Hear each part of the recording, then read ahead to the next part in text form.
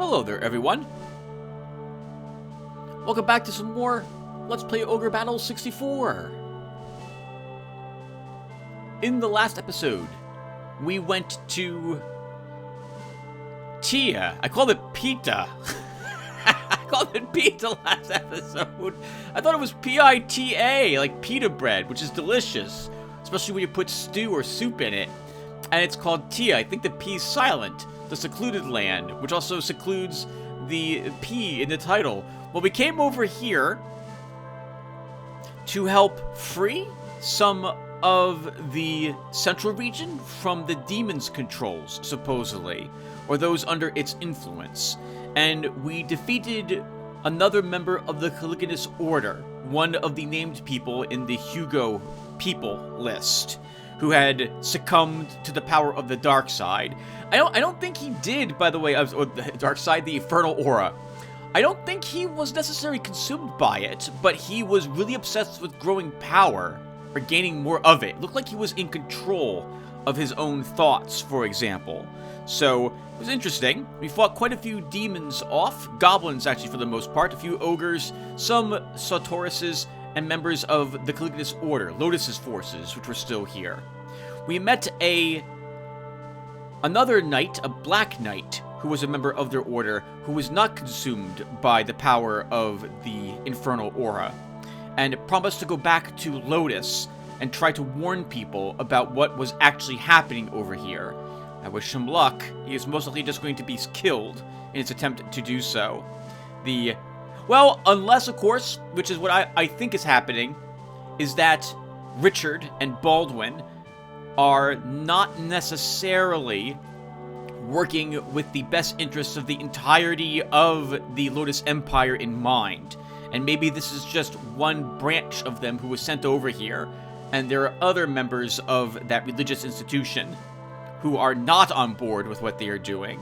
But I'm not sure, and I don't think we're ever told, because I don't think we actually will be attacking Lotus at any point in the game. In any case, we completed the mission. It was fun. We got some experience points. We also gained a new class. But that's it for the summary, so let's go and do the army organization after I put a small break here.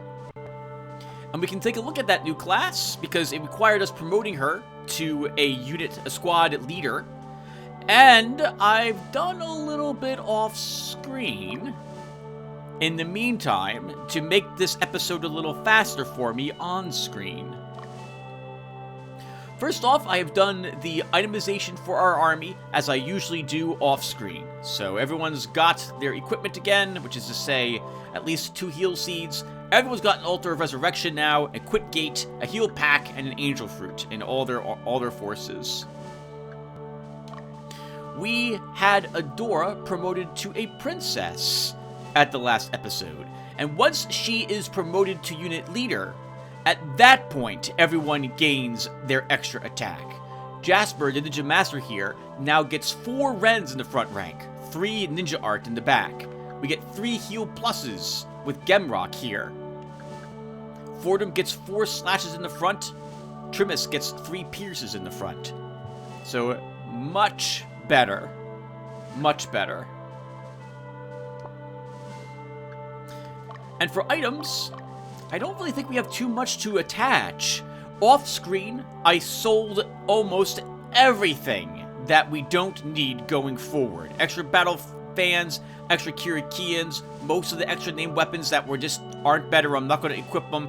Everything was sold off in an attempt to get us a little more money for some training.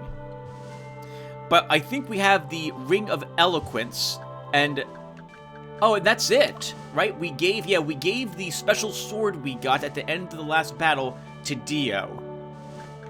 So the Ring of Eloquence should probably be given to one of our one of our sorceresses who is only using like an amulet or something. Right, we gave the Ring of Branding to Shannon last episode. Feather of Archangel over there. You're not a sorceress. Oh, we have Whale Mail. We want to equip that as well on someone. I feel a little guilty taking this ring. Oh, but is there no one else who needs it? Everyone else has a ring or something better than just an amulet on them. Really? Okay, then to me it goes after all. So I go from 52 Tempest in the back rank to 56 Tempest now, and pick up a little more magical defense. That would be it for the army organization, except I have a new squadron now. Off screen, I decided to go and get the Medusa. I didn't do any area exploration here in Ptia. I went right for where the neutral encounters had them indicated, and got one right away. I then killed a second and was able to get a composite bow for her. Let's go ahead and look at her. Oh, I want to rename her as well, so hold on one second. Yes, okay, I got the name I want for her. I thought at first Lucretia would be good, named after the Setite in Vampire the Masquerade Redemption, who was the leader of that vampire clan, and changed herself into a giant cobra. But this girl is a Lamia, so let's name her Apophis. I think that's how you say it.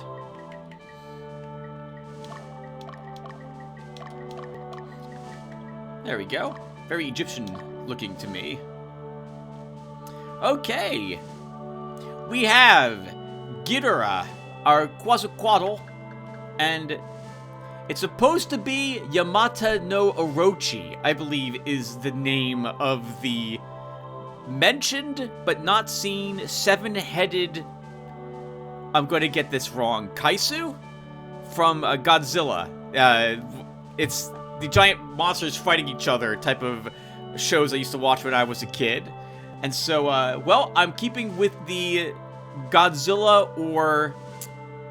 Oh, what was it called? Now, what was the flying turtle called? Gamera. Monster theme at the moment, right? That's what I named Manda after, so... Alright, anyway, this also gives us all of the highest ranked dragons now. But I have a question for you guys. It won't happen in this video, obviously, because you guys won't see this until after this is uploaded to my channel. But I'm not sure I like having two mature dragons with a Gorgon. I really prefer using my dragons in the back rank. There's an exception for Paladine, who tends to be more a good tank up front, and does decent damage with that Radiant Breath of his. And Flame is in the front rank as well, though he would probably also be better suited to the back rank. But I want to cast Tempest back there, and potentially move Metha. In any case, I'm getting a little distracted and off on a tangent. I would like to move one of these two dragons to a different squadron, and take two of those units and put it over here instead, bringing this back up to 4 units instead of just 3.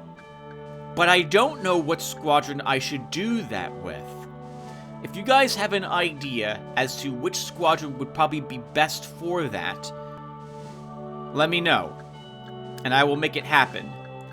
It's really difficult for me to do it, with the exception of, so Bumba and Bumba and Debonair strike me as probably able to handle it. But I don't really, but that means I have to leave the fairies here, or move a fairy, and I don't want to move a fairy, so I don't want to touch their groups. We could move a dragon here in the front rank. Or move Ivanhoe here. Oh, okay, well, anyway, let me know. I'm not going to move those dragons out of the squadron this episode. And maybe they'll be fine here, but I feel like having both of them here is a waste. Because I'm not going to move... Actually, I guess I should explain the Hydra, our Gorgon for a little bit here. So, our Gorgon is a weaker Diana. She only gets 2 shots in the back rank instead of 3. But she has, as you can see, a special ability called Gaze of Terror, which here we go. Bane. Anyone who meets its cursed gaze is turned into stone, if somehow its gaze could be blocked. TO5. So the way it works is that when she uses that ability up front, anyone who can see her could be petrified. People who are behind other people might not be petrified, especially if the person up front, I think, has a shield that will protect them or the people behind them. So it's really useful for getting rid of, say, enemy dragons like these. It'll petrify them. But just like I believe the cockatrice, you get no experience points for petrifying units and for killing those petrified units later. So I won't be using it as thus. We grabbed her just to have another unique sprite on our side of the battlefield. I guess on that note, we could use Love and Peace to grab a Satoros, actually, and stick it over here. But we could also use Love and Peace to grab a Black Knight or a Wizard and make them into a Vampire and put them over here with, like, a Skeleton if we can pick up one of those in the future. Anyway, I'm doing too much babbling.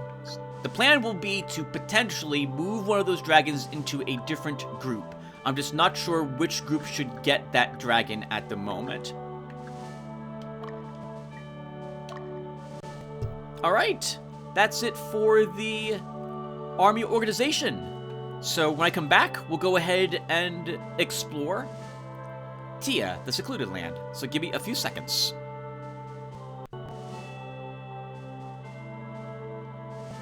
Hey everyone. Good morning. Oh man, I'm back. Right, Tim, you already did army organization, and it was really fast this time. Alright, let's get the area exploration done. Really fast, then I meant to do a little more farming in between the previous part of this episode and now, but Thanksgiving took away the time I thought I was going to have. And so I spent that time instead working on my board game modifications. should have recorded this instead, but I didn't. So I do apologize. So you're still not any closer than you were to being a Seraph. Just as a heads up.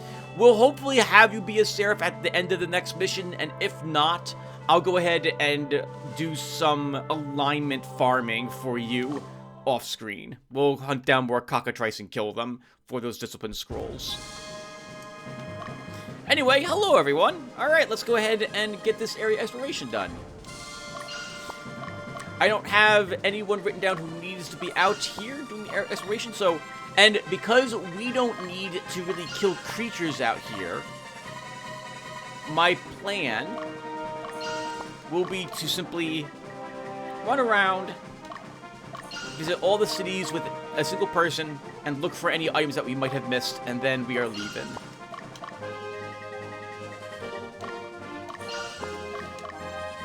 Yep. That's it. Alright, let's see here. So, what do you want to do, Tim? Okay, well, we'll talk more about the games I played in 2021, because I still got, like, another, looks like, at least 15 of them to talk about. And if I run out of those, I have my list of games I played this year we can talk about as well. Magnus will send you to the easy place, or easy place. We'll send you to the city right next door, across the bridge.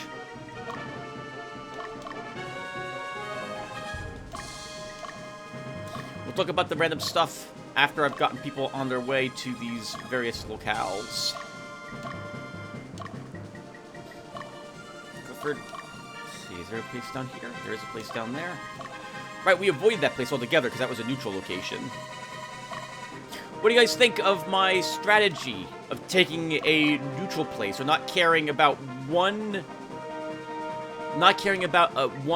place that our morale doesn't match up from, on the belief that we can make up for that, quote, mistake by then afterwards taking two cities with the appropriately moraled army? I think that's fine, because we take the small hit to our, or maybe not so small hit, to our Chaos Frame, but we make up for it shortly thereafter by correctly setting a person to liberate a stronghold.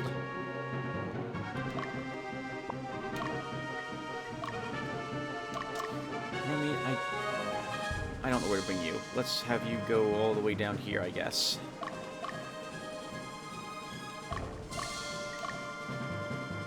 Alright, Magnus.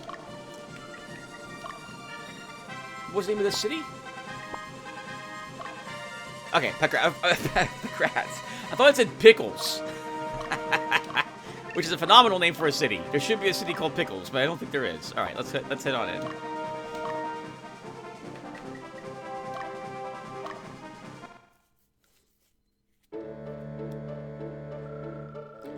Are you guys gonna take over the kingdom? Are you gonna enslave us like the aristocrats? Well, if you win, I guess you deserve it. I thought our plan was we liberate everyone and we try a new form of government slash... and do away with favoritism in the hopes that more of the poor get an equal shot to those on the top. Abolish the class system is what Frederick wants to do. But that doesn't mean killing the aristocrats. There's gotta be some good aristocrats. The game told us there were some good aristocrats. I mean, so let's we covered a little bit of stamina that you're down.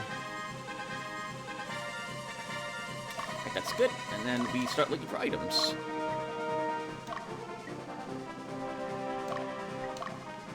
I just grabbed your rowboat. We don't even need you over there. We'll have you go in this direction.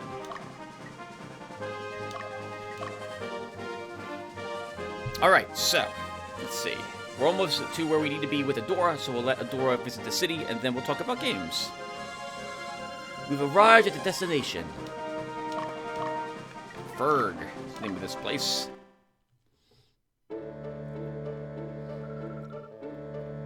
I wouldn't mind if you win. I actually welcome it. But you are so gruff and crap. You're talking to a princess! Adora just walks up and slaps her in the face. Try to act civilized for a change. I think this is supposed to represent the average attitude of the people from the Central Division in regards to people from the South who were eking out a living in much more hazardous conditions. Harsh conditions.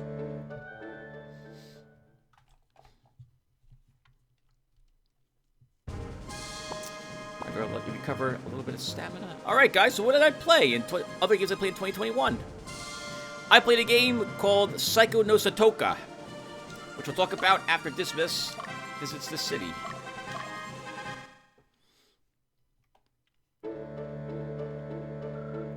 It's pathetic that people have to look down on others to feel good about themselves. I agree entirely with that statement. I'm a professional.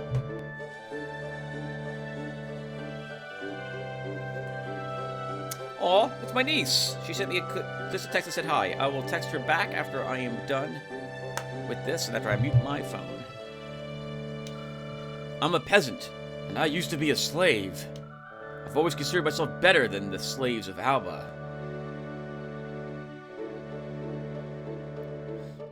I thought you just talking down to other people to make yourself feel better. I guess you felt you needed to feel better about being a slave, so I guess your working conditions were at least better than those from the Southern Division.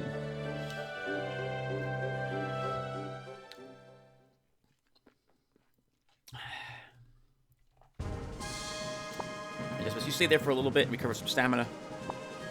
Yeah, it's Psycho no Satoka. It's a horror game where you are playing a high school boy, and you've been imprisoned in your high school by a girl. Well, I guess it depends upon which mission you're doing, which campaign?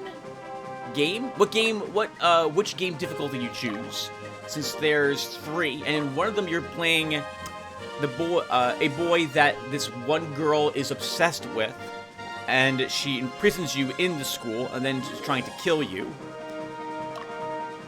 And the other boy you can play is the boy she hates, and she wants to torment him.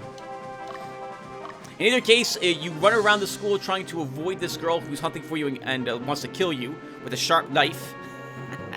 While looking for keys, you can escape. It's an interesting game. I like the horror feel of it. I love the enemy, the AI that you're trying to avoid. The girl's name is Psycho. That's a pretty interesting name. Now that I think about it, that's an interesting name. It's S-A-I-K-O is how her name is spelt. But Psycho sounds like psychopath to me as well. I wonder if the developer chose Psycho for that exact reason.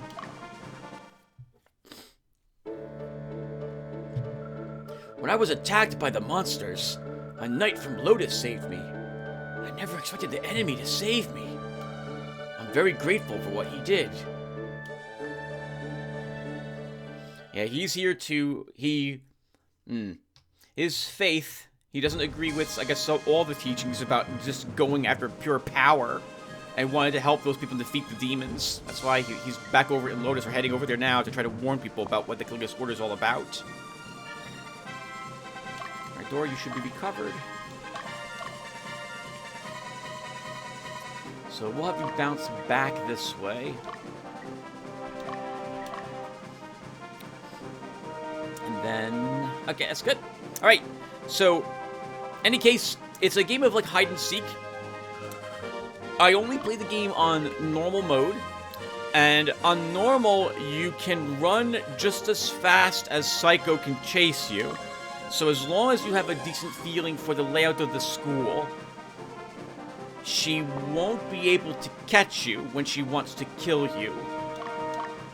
I feel like in normal mode they should let her throw her dagger like they do on the higher difficulty levels, I think.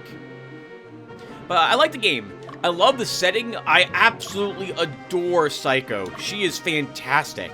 When she whispers as she's chasing you, she seems to be, at the risk of spoiling a little bit, she seems to be possessed by something, because she doesn't act the same way all the time, and sometimes her eyes are glowing red, but other times they're not. So I think there's something going on there, if I recall correctly. I like that she will play with you, like she'll hide behind a corner and like peek out from around it to see if you're in that hallway and giggle if she sees you. It's really great how they designed her in particular. She's a fantastic enemy. Antagonist.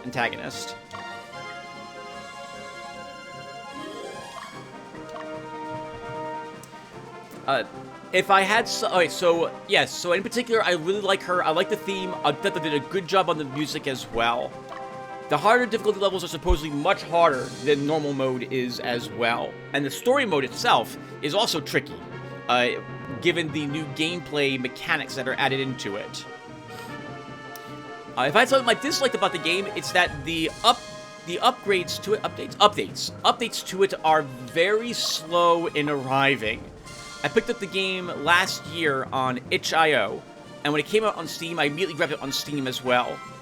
To my knowledge, the itch.io, I might be wrong, itch.io version of it has never been upgraded again, and the Steam version also has not been upgraded, but I know there's an upgraded version of the game the developer has been working on, but it's not uploaded to Steam or GOG or any other place that has the game at the moment, to my knowledge.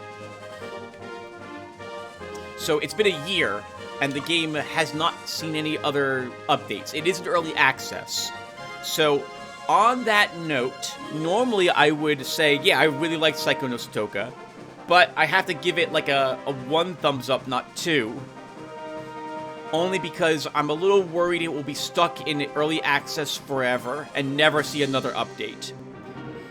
At least that was the case as of mid-October of this year, 2022. There's probably nothing down here, but we're gonna... oh, wow, this is a really big map. Okay, I played a game called Alder's Blood. Alder's Blood was a game I actually played a little bit in 2020, because it was on my list of games to be, that was competing for a slot on the survey I put together 2 years ago. Speaking of which, there's 2 games on that survey that I have yet to play through. Tides of Numenera and Sacrifice, both of which won their corresponding slot on that survey. And I haven't gotten around to recording them yet. Hold on. Clifford's going into the stronghold. You hope to bring equality to people, right? You must be stupid. God bless her for being honest with what she wants to say. I understand wanting to win and ruling others, but equality? I don't think so. It depends upon what type of equality it's going to be. If we're talking about people, no matter what their background or training are, to give them an equal say in how something should be done when they have no experience in that thing, maybe they shouldn't have a say in that thing. I guess Clifford will send you this way. Like, you don't want a normal peasant talking about how to irrigate crops, or how best to install plumbing for a city. You want people who are experienced at the job doing those things.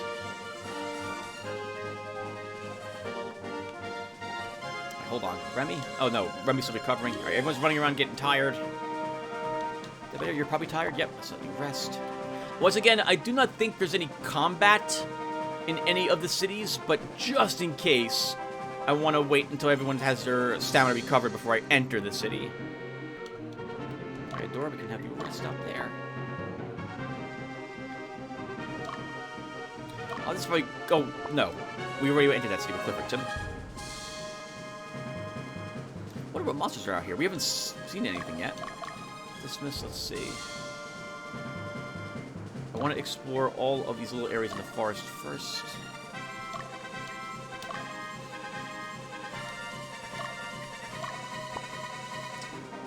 Sorry, everyone's sleeping, so I'm just not talking at the moment.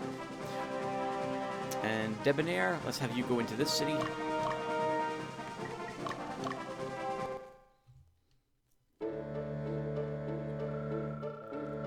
Wandering Warlock. There are powerful spells that the Draconites used. It's neither legend nor mythology. It really does exist. Among us magic users, they are referred to as the Draconite spells. Oh, I thought it was going to give us a tip or a hint as to where they might be located, but I guess they don't actually know. They'd already owned the books.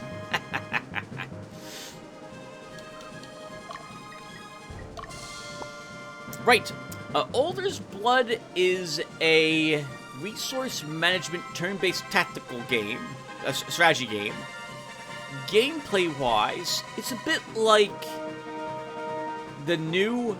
It's not quite accurate to phrase it this way, but it's the closest thing it would be accurate to. It'd be like... I was going to say the wrong game. Invisible Ink. As generally... You want to incapacitate enemies, potentially kill them, although that takes a lot of effort to kill an enemy, but it also really celebrates you avoiding the combats, and you're generally better off trying to sneak around enemies than fight them, due to how corruption works in that game. I shouldn't review games, by the way. I apologize for doing that for talking too much about Psycho no Toka. I'm supposed to say something I liked, something I disliked about the game. I liked the setting in the game. I liked that as your characters got more powerful, they became more corrupted. And you would eventually have to kill your characters that you've leveled to stop them from going insane and potentially being a hindrance to you out on the missions that you would bring them to. There was a ritual you would perform to transfer the experience points that person had, a good chunk of it, over to someone else. So this way, as long as one of your characters didn't die in combat, you could continuously get more and more people leveled up slowly higher and higher. It was like a relay race of experience points and how powerful your characters were. I really like that idea. Many games have an issue where the characters just become like gods in the game. It's assuming, of course, they're not dying, like in the new XCOM, for example. and they're very, very powerful. And so the game has to create some amazingly difficult enemies for you to kill in order to keep the challenge level high. Debonair, I don't think we walk down here, so let's go ahead and do that with you.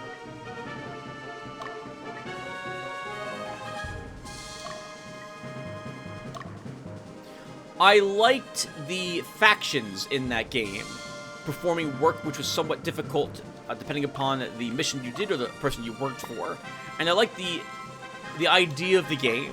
I think that it takes place on like something like Our World, but there's been a event which transpired which released some ancient creatures, like, you know, Cthulhu type things into the world, and now it's filled with horrible monsters, and these things are everywhere, and there's more of them left than humanity.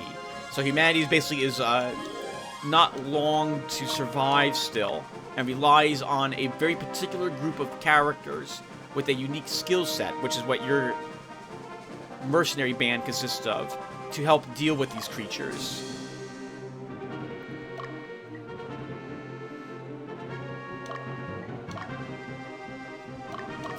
Remy, let's move you. I think we wasted more down here, so we'll move you out into the woods.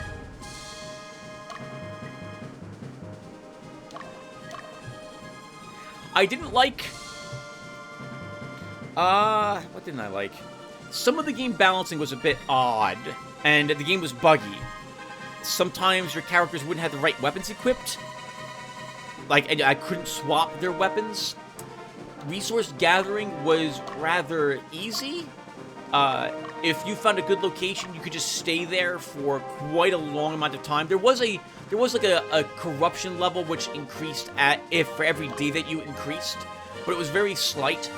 So if you just wanted resources to craft certain things, you could just hang out in a place for like a month or 4, just hit end turn a bunch of times, and just get all those resources, which would let you create more weapons and stuff of the sort. I remember some of the upgrades for your characters, some being significantly better than others, and I began to realize there's a certain best way to design your characters as well as you played. I ended up never recording the game, despite my wanting to originally, because of some of the balance issues with the games, unfortunately, and again, because of some of the bugs I encountered. I think I had 1 or 2 soft locks in the game, if I remember correctly. The developers released a fixed version of this game, a director's cut effectively, but I still ran into all the same issues in that version of the game as with the base one. So, in the end, while I really liked the theme of the game, it had too many issues to make it a game I played for too long. I don't think I got to the halfway point in the game either for Alder's Blood.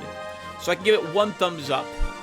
And maybe if the bugs don't plague you, you'd have a funner time with the game. But it wasn't for me in the end. There was a man who fought the Mad Lotus soldiers. He left when you liberated this area. Will he continue fighting Lotus alone? Yes. Yep. Technically, I guess he'll be there with his troops that we saw him walking up to fight with. I don't think he's fighting Lotus. I think he wants to warn Lotus about what transpired, the Lotus people, about what the Caligula's Order is actually up to.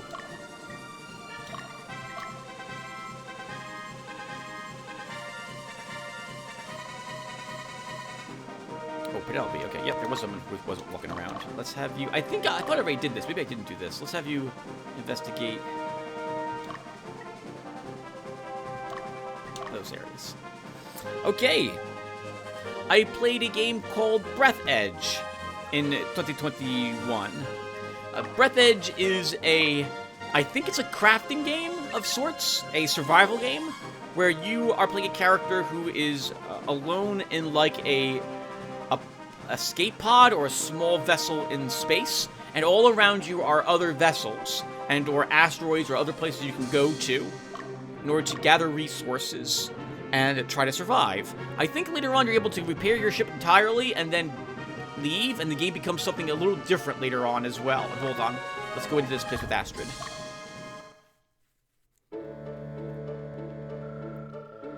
My hatred of Lotus will not return those they've killed. If we can't control our hate, we'll be consumed by it. We should be grateful for our survival and move on. Forgive, but don't forget.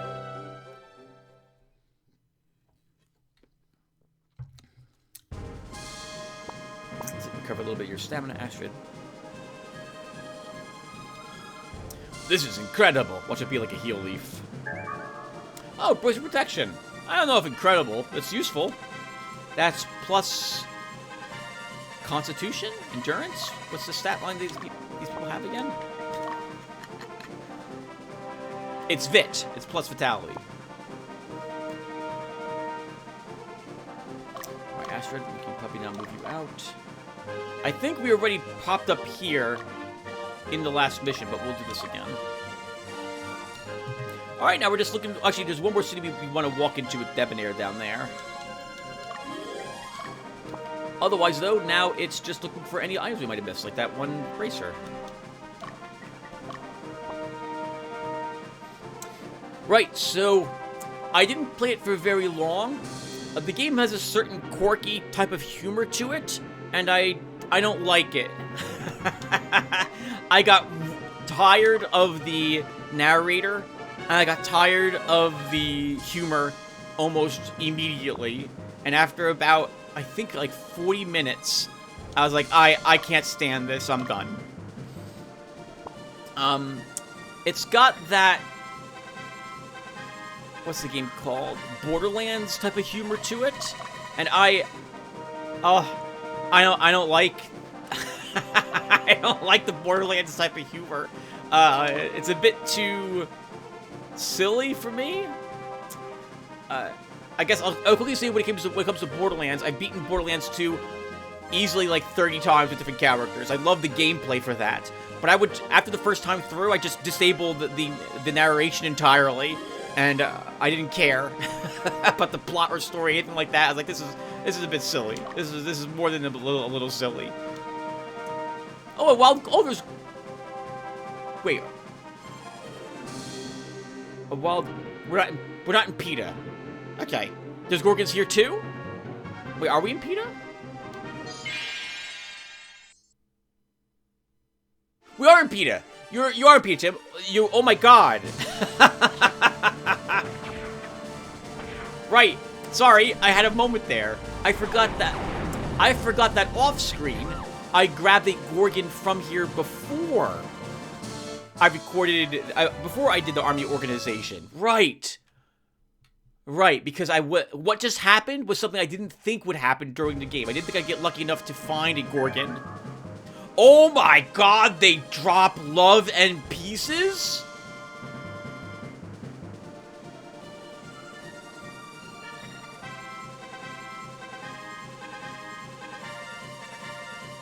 That's gotta be a super rare drop.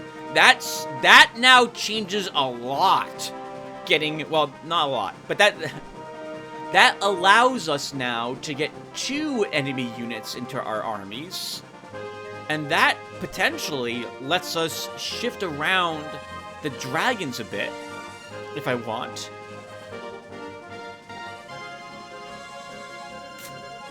Oh man! I think I asked you guys at the beginning of the army, or at the end of the army organization, what we should do with our dragons. Like, is there any groups we can put them in? Now that's like a love and peace. That's a much better, that's much more sustainable. Wow, I can't believe it.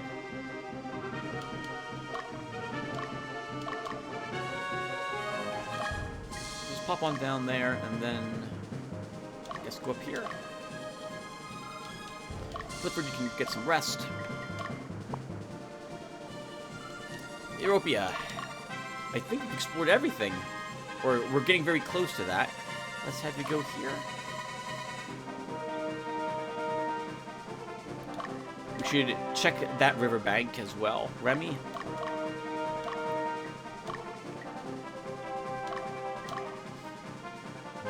Right.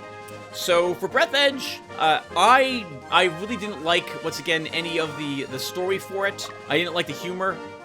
And so I couldn't tell you more about the game other than it wasn't for me. Got added to a no, I don't like this type of thing.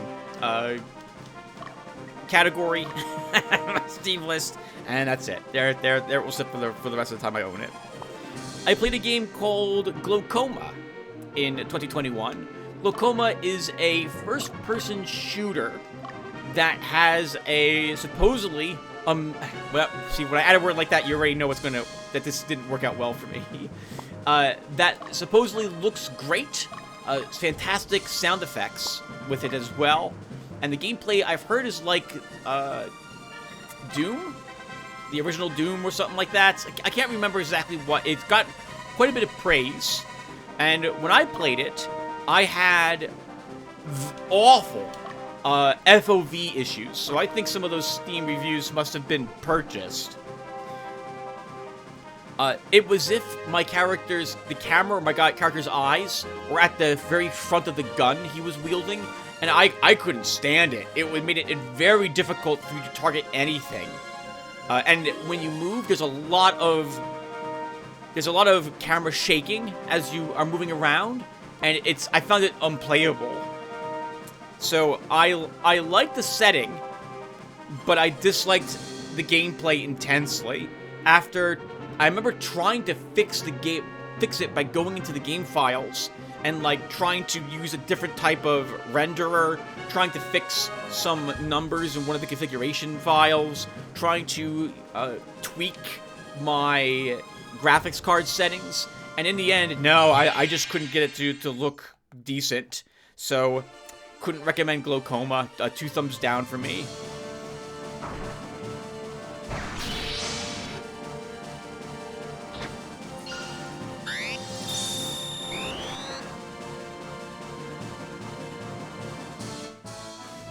Alignment up! That's fantastic. You find an item. Dowsing rod.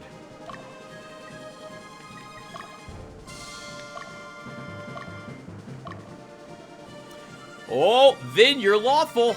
You are now lawful. We just have to get your law up a little bit more, I think. I think your lawful alignment needs to be similar to what Adora's is at. Leaning a little more lawful. I played a game in 2021 called Alvora Tactics. Alvora Tactics is a bit like the Fell Seal, Arbiter's Mark game. Only you create your own group of characters entirely. I won't ruin the story in case you decide to go and pick it up. It's a turn-based tactical game. I think like some of the classes are like I can have like a snake character, snake girl. With me, snake is always best. I think there's like bug people in the game. I don't know why I'm describing this so much. You create a group of like 4 or 5 characters, and I think you can get more by spending money to hire more people from town's mercenary group band. It's got an interesting combat system. I like the creatures that I fought in it. I thought the story was okay. It's got good music. And if you like turn-based tactical games that play a bit like, say, Final Fantasy Tactics, it's another one of those, and I thought they did a decent job at it. I didn't like the final boss battle for the game, because it required very particular skills to be taken, I felt, to beat that boss. Whereas the rest of the things I fought, I could do it with whatever group I took with me. You guys know by now that when it comes to skills and characters, I like using everything I can, and I like having characters that many people would find not as effective as others in my groups. Like, we still have the fairies, and I'm using the fairies on the middle rank, for example. Probably no one really does this who plays this game unless they're doing it unless they're like Coffee Potato, who's playing the game for like on a very difficult setting via house rules for himself. But I do this in most of the games I play. And so, well, I couldn't beat the last boss with many of the groups. I had to actually design a group to actually fight the last boss, and then I was able to win. That's not a bad thing, though, that you have to actually think about how to best tackle a certain type of creature. But anyway, I liked it. and I think I could give it 2 thumbs up. It's supposedly one in a series of games from that developer. I own, I think, at least 2 other of his games that were produced earlier on. I can't say for sure if those games would, if I can recommend those games or not, because I haven't played them, but I did very much like Alvora Tactics. I played that game as well shortly after. I guess it's a lot more simple than the other games were as well. So you're not going to get the same amount of tactical depth as you would from Final Fantasy Tactics or Felser Arbiter's Mark. There's not as much there. There's not as much fiddly bits either. But I still found it fun. The game's a bit, I guess I should mention this as well, the game's a bit of a roguelike, a tiny bit as well, because you start from the beginning of the dungeon, have to worm your way through it, pun intended, if you're familiar with the game setting, and there's ways for you to, I can't remember if you can start at a certain checkpoint, or if you can only leave at the checkpoints. But basically, you go in the beginning, you gotta get to the very end. Or at least that's how I did it every time I would go into the dungeon. So, yeah, I can recommend it. I give it 2 thumbs up. I like that game. I played The Deed in 2021. The Deed, I can. So it's a kind of a point-and-click adventure, but it's a very, very short point-and-click adventure. I have to talk about the plot. So give me a second. Let's go into Stronghold first with Debonair.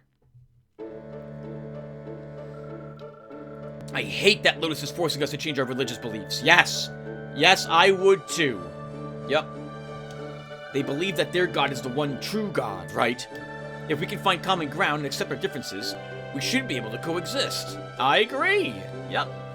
And they're wrong. We have evidence that the other gods exist. Or at least as we understand the gods in this world, right? We have all these different types of spells that people cast, which supposedly comes from these gods. So it doesn't make any sense why they would think that their god's the only one god that exists. They should probably think that their one god might be more powerful than the other gods. Okay, that makes sense in the way that everyone, like, all these different spells exist. The saying that the other gods don't exist is wrong. I can't get any more wrong than that. Maybe the guy's wrong. He doesn't understand Lodiism as much as others do. Right, so The Deed. You play a character who has come back home as your grandfather? Someone in your family has either died or the will has been rumored to be rewritten and you have been removed out of it or put down to a much lower spot in how it was favored. You never got along with your family very well in this game, and so you're not looking forward to the homecoming. Your objective is to murder your sister, who is, I think it is, who is now highest up on the Deed's, your will's statements. Primary beneficiary or something like that. I don't actually have a will yet, so I couldn't tell you what it's called. And then frame a different member of your family for doing it, or someone in the household for doing it instead. It's one of the few games I've ever played where you are absolutely 100% not the good guy, but no one in your family is good either. So it's rather interesting. Very, very interesting. In any case, you can beat the entire game in under like 45 minutes, or at least that I was able to do so. So it's a very quick game, but I thought it was really well done. You need a quick game. You need to be very careful about what you do, where you are, and in particular, what questions you ask. Because at the very end of you performing the deed, an investigator shows up and asks questions. And based upon what you've done or said, he may or may not believe you, or the evidence that you might have planted, for example. So you gotta pay close attention to everything. And I was able to do it my first try, and I'm a monster because I killed my sister, and then I framed my mother, and I was able to send her to prison for the rest of her life. Oh man, I'm a monster. But I did it! I did it! So, I really like the deed. I haven't played it again, but if ever you see it, it's like $2 on Steam. Oh, that was great. I really liked it. Alright, I'm almost like when I have to use the bathroom. I will be right back. Oh, that's a lot better.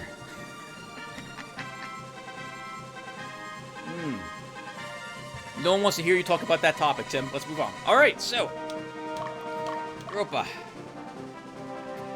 I think we're gonna check this riverbank with you. Maybe we can have you rest. Okay. Oh, nope, not quite done yet. Alright. Oh, I'm also supposed to say something I liked and or disliked about the game. So, the deed, I love the setting. I thought that it was really clever how you had to think of all these things through when deciding what you were going to do, where you were going to do it, and who you're going to frame. If I had to say something I disliked, it's that okay, the replayability of it is indeed, like, it's very small, but you can frame successfully all sorts of other people. So if you were to play the game and try to kill them in different ways, so if you wanted to get like the achievements to frame different members of the household, like the butler, or the maid, or your father, there's ways to do all of those things in the game. It's not just limited to what I had done and framing the mom. So there is some replayability to the game as well. I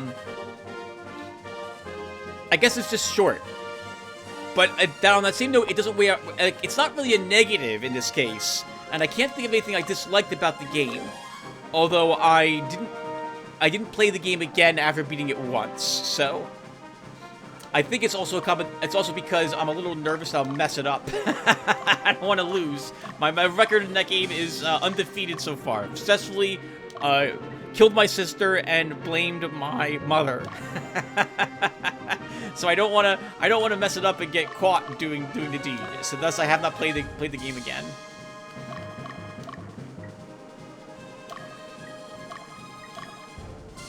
Okay. Let's see, Clifford. I think we're done, by the way, when exploring this place. Although I want to say I thought there was a white mute around here, but I guess I'm not correct about that. So let's begin bringing some people home.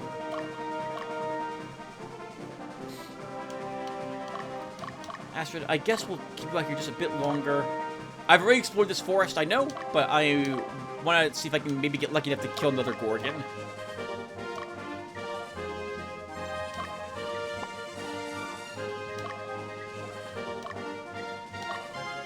Okay. I played Insanely Twisted Shadow Planet.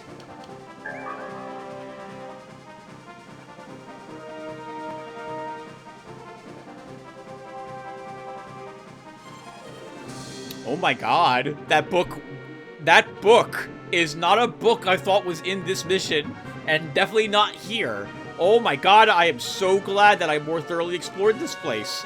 That's another Dragonite spell, Meteor Strike. So I was calling that, I think, Comet before, so we'll get that equipped on one of our heroes, as one of our spellcasters as well.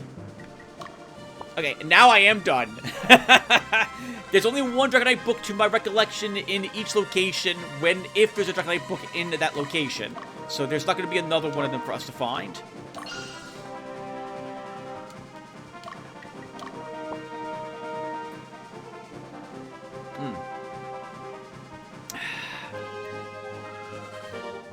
Okay. Insanely Twisted Shadow Planet is a... what type of game is it? I guess I'll call it a twin-stick shooter, although that's not necessarily correct. it would be like a slow-paced Cryptark, but the levels are not procedurally generated. I'll skip the story and just say that you get to explore an insanely twisted... I got the impression it's like a... What was it called? Omicron? The planet destroyer from, like, Transformers. It goes around, it finds planets, it consumes them.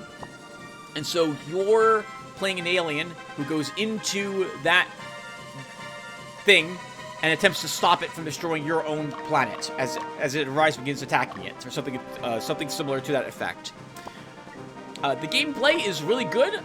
It's a bit of a Metroid-y type of game because you unlock new abilities to use to help you get access to other areas you might have left behind earlier. And I like the boss battles in it. At some point, though, I found the game a little, grindy is the wrong term. There was a bit of busy work in it. I don't know if that's the right term to use either. Because I had to start moving crystals and then get the crystals to, like, be pointed in the right direction to reflect light in order to open up a certain doorway. And after, like, the second time I did this, I'm like, you know, I just don't want to spend another 20 minutes in this puzzle. I just don't. That was it. And I stopped playing the game at that point. But I got pretty far in the game, and I think I liked it, despite the fact that I never finished the game because of that. So I can give it 1 thumbs up. I thought it was a decent game. Probably past that part, I probably wouldn't have to do a whole lot many more of the crystal positioning puzzle. But, well, I guess at that point, I thought the game was just too much busy work for me, and decided not to play it anymore. So 1 thumbs up for me. I played a game called Hellpoint. Hellpoint is this is an actual statement that is correct this time around for this game.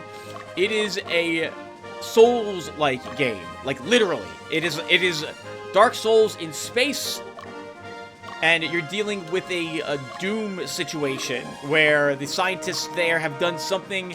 They've invoked some sort of special arcane eldritch power, sacrificed dozens of people to unleash the power of hell or whatever nightmare dimension the creatures come from in order to do something related to time. The game is told through what it doesn't tell you, which I am not generally a fan of. And the gameplay is very janky. It feels like the first Dark Souls. But I liked it. I liked it. I liked the setting. I liked the exploration of it, because it's a Dark Souls game. But it's also a Dark Souls game that doesn't take place in the same exact Dark Souls areas that all the other Dark Souls games takes place in. Like, your first mission isn't in a castle. There's no poison swamp you have to walk through, for example, which is in every single Dark Souls game I can think of, or Dark Souls-like game. So, it's a completely different story as well, and it encourages exploration. If I had to complain about the game, it was that some things are more balanced than others, and some of the game's mechanics are not very intuitive. The game also can punish you very early on if you die, given that the game then spawns a clone of yourself which hunts down and tries to kill you. Your soul recovery is you killing this clone which appeared. Oh, we get a dragon helm as well. Holy crap, we just left that behind. We don't really need the dragon helm any longer. We'll probably just vendor it. I don't think you get another Sword of Tiamat in the game. Actually, maybe we should hold on to a single dragon helm, just in case we do indeed get another dragoon.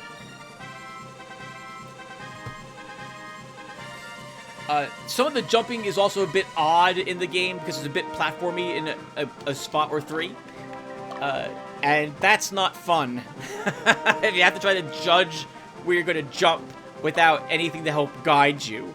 It would be as if you're playing American McGee's Alice without the footprints showing where Alice would end up landing on. So it can be a bit tricky. I've fallen to my death more than once in that game. The game has a very interesting way of doing difficulty, too. If you find the game too easy, there are these little effigies you can find in the game. And if you use them at a rift, which is effectively the bonfire in this game, you are able to increase the difficulty of everything in the game 1 rank, as if you're playing on New Game Plus, for example. This can make a big difference. Creatures that may have only been hitting you for 10% of your life are now hitting you for like 70% of your life. You can also decrease the difficulty by using a different type of effigy. But you can, and I did not do so, but you can end up in a situation where you have increased the difficulty and you, realizing your mistake, are unable to lower it because you did not find the other effigy to put it back to the standard difficulty level. So keep that in mind. On that note, as well, when it comes to New Game Plus, you can lower the difficulty back to being just New Game by using one of those effigies, since I believe you get to keep them between games. So, very interesting. Oh, I suppose one more thing about the game I actually really liked. The ending boss battle, because you don't have to fight the last boss. You can give into the boss as the boss tells you to, so that it ends a different way. It was interesting. The game gives you a way to get to New Game Plus without having a final boss battle. I thought that was neat. I thought that was very neat. So I like the game. I can recommend it. Although, I guess it is a bit buggy. They released a DLC for it. I think it's called... Oh, I don't know what it's called. I want to say it's Blue Shift, but that's not right. Blue Shift is a DLC for a Half-Life game. The DLC adds new areas, new enemies. I've heard some of them are very frustrating, but lots of people like the exploration that were added in the DLC. It supposedly adds more to the story, but it's also very confusing from what people have said. It's also a bit buggy, and I haven't seen any other patches happen since August. So I don't know if I can recommend the DLC, but I did like the base game. Oh, although something else I disliked was that the game reuses creatures as bosses. So you'll fight a creature, it'll be like a larger version of the creature, and it'll be a boss. I've always found that sort of thing to be rather lazy. And I wish they had put in more individual bosses in the game. But they are also a small group of developers, so that probably wasn't in the cards. Oh, and as you can see, we're done, apparently. So we're leaving this place. I played Lovecraft's Untold Stories. That was a game I played, I think in 2019, perhaps, or 2020 for a little bit. That game is a twin-stick shooter. Fast-paced twin-stick shooter. You're playing one of the various... well, not one of the various. You're playing a character who's running around killing cultists or slimes or Migo or other creatures from H.P. Lovecraft's universe. The maps are randomly generated. There's a bunch of random stuff for you to find as you go and search as you go through them. The gameplay is very quick gun game. Similar to, I suppose, like a Cryptark. I use Cryptark a lot because I really liked Cryptark, and I can't think of many other twin-stick shooter games which were fast-paced of that sort. I remember having some issues with the game. Oh, I got stuck. Right. I got stuck behind some furniture, and then I had to fail the run, which removed a great amount of supplies I had used during the run to get as far as I did. And then I couldn't make any progress in the game because I was lacking all the items I had acquired earlier, and I had to give up and throw in the towel and start over. So that immediately went into my, I don't like games that I get stuck in. Like, come on, that's a bug. You shouldn't get stuck on furniture. If I got behind the furniture somehow, I should be able to get out of behind the furniture somehow. And so that went into my crap list because of that glitch. So I couldn't recommend the game, unfortunately, despite the fact I like the theme of the game and I like the fast-paced action in the game. I did not like getting stuck. I did not like having to delete about 4 hours worth of work and start all over. I wouldn't recommend the game because of that glitch. I played a game called Masteroid, which is a bit like the old Asteroid arcade game, but it has a campaign setting in it instead. I didn't play for very long, though. Pretty much right away after like the first 30 minutes or so, I realized right away that this game's going to be the same thing throughout most of the game, and it felt a little too grindy for me, and so I stopped playing the game at that point. So this is one of those games where it's in my Steam backlog, I fire it up, and I'm like, oh, I should have played this a few days after I bought it because I would have refunded this one. It's just not for me. I always feel like that's a bit unfair as someone who owns a YouTube channel, who has many, or potentially a few more people than myself watching these videos, because that's not really giving the game a fair chance. But it just, I don't know what to say, it just wasn't for me. It's like Carebots, a game where I was like, I hate these controls. I don't like this at all. I don't want to play it. And that was it. But I feel like playing the games that I don't like for longer, so I can get a better feel of the game. Sometimes I just don't want to do that. And since most of these games I'm talking about, I actually probably wouldn't talk about normally for my channel, because I don't want to, like, poison the well for a game. Maybe you guys would really like the games that I don't like, for example. But maybe my opinion might sway you one way or another. Like, you see the game on Steam, you're like, oh, Tim said he didn't like this game for these reasons. I'm not going to buy it. I'm always a little nervous that I'm incorrect about some of the statements that I've made in terms of balancing or stuff like that. So, I guess it's just something to consider. I don't want to sway you one way or the other, but I do want to give you my opinion on this stuff. Alright, so let me put a small break here, guys, and I'll be back to do the next mission. And I think we'll go to the Tundra of Argent, so I'll see you guys in a few seconds. Okay, guys, before we go do the scene, I almost forgot, we do want to do some training.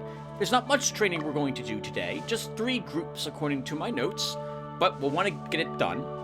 And before I do that, we should totally, absolutely get Meteor Strike onto somebody.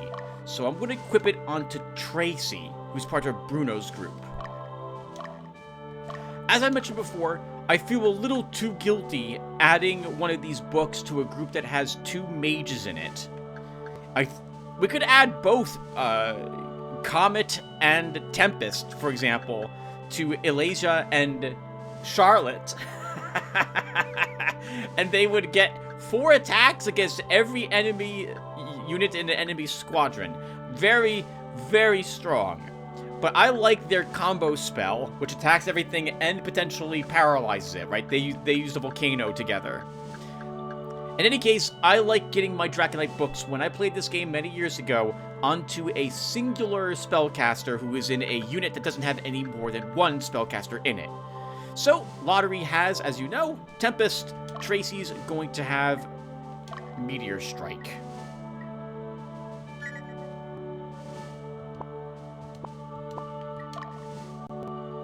Okay, next. Let's get some training done. Adora, Meridia, and Bumba are the 3 groups I have written down for training. Let's go ahead and do this. I guess we'll start with Meridia's group.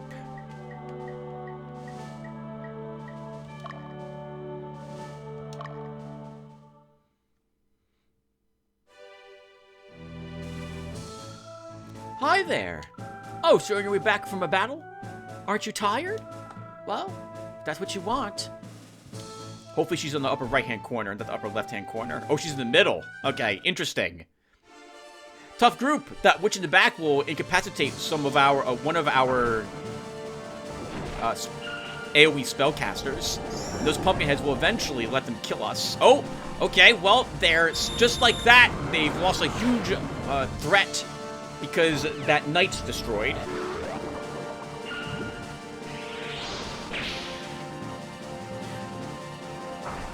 Okay, their witch is okay. Nice. It's over. They've lost. Pumpkinheads alone take a long time to chew through a singular unit because they can't kill it with their attacks. They only ever take half the current hit points. So until they're left with 1 hit point left, they don't kill them. Good work, guys. That was not so hard at all. Okay, let's do another one. This time it's going to be Bumba.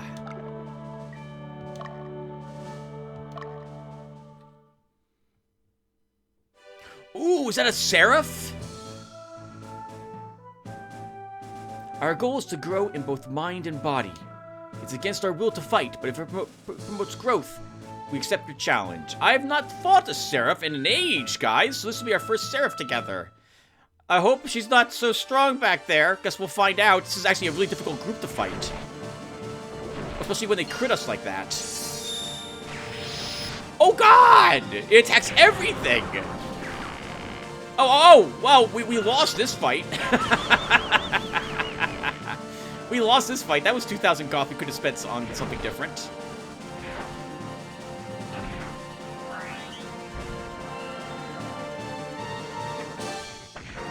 Oh, okay, well, that's really good that their leader's killed. Unfortunately... Oh, God. We lost 2 of our units.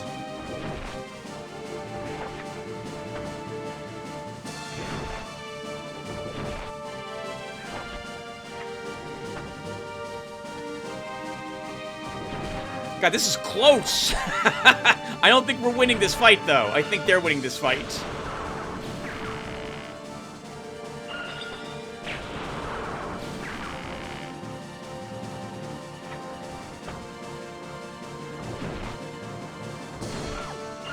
Yep.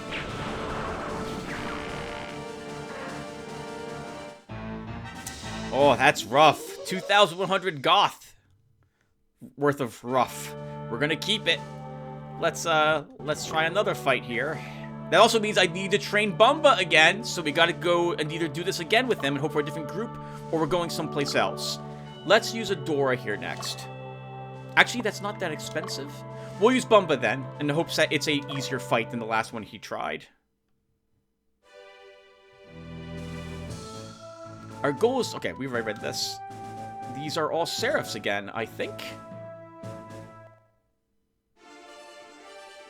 No, I think these are Angels.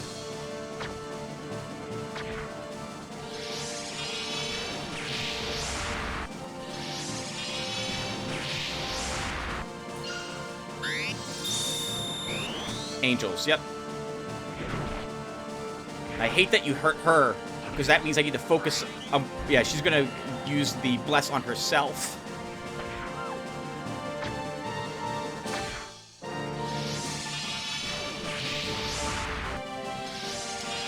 Normally, the units that are here are units that are present on the map.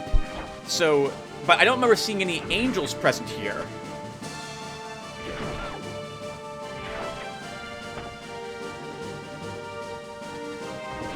Oh my god!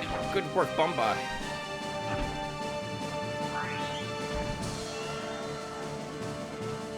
Such a waste. I wish the fairy would never use that on herself.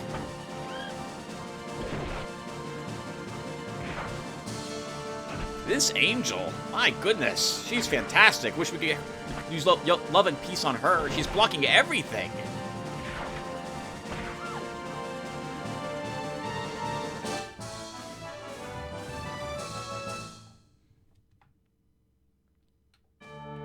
Okay, and then Adora, which will give us a chance to see the extra attack that the princess gives everyone.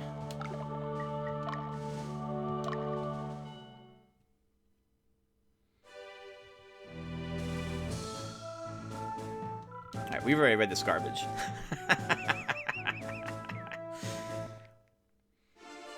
Alright, Adora, let's see you lead our group this time. Oh my god, 81 fire damage. Good, at least they healed second. Wow.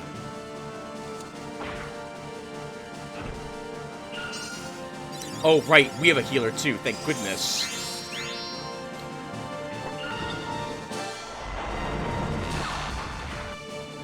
Inferno is the lightning fire combo, I believe.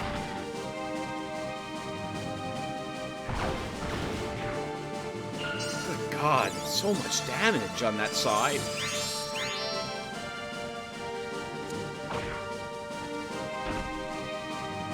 Still think it's amazing when it puffs the air out of its nose that are just blocked with its chest.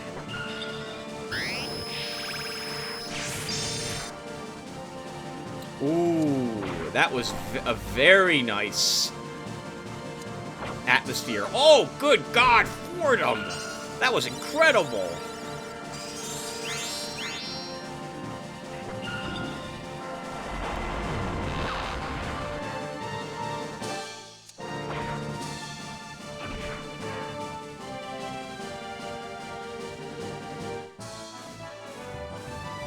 Alright, well done, guys. Well done. Okay, let me put a break here, and then we're back to do the Tundra of Argent. So give me a few seconds. Alright, everyone. Let's go ahead and head to the Tundra of Argent.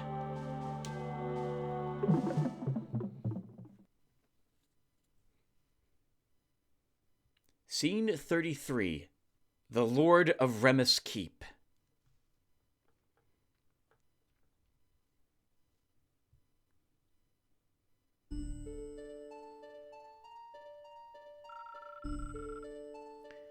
Oh. Some time ago, I had mentioned that there would be this touching scene between Magnus and Leia, and I think this is where it happens. Sorry, let's get going. This area was ruled by Count Silvus, Leia's father. I thought they were rebel sympathizers.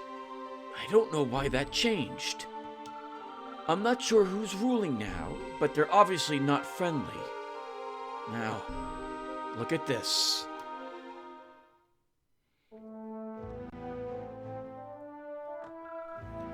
Let's get started.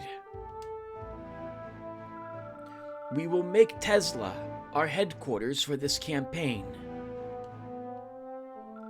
Our destination is the northern base of Remus, a day march northwest of us. We must liberate Remus. Our scouts have identified enemy troops on all 3 routes leading to Remus. However, the troops are small. This just seems so odd. They're comparatively small and disorganized. We should expect some kind of trap. Or maybe they want us to expect that there's a trap. Who knows? Do whatever you want. I don't know what I'm talking about.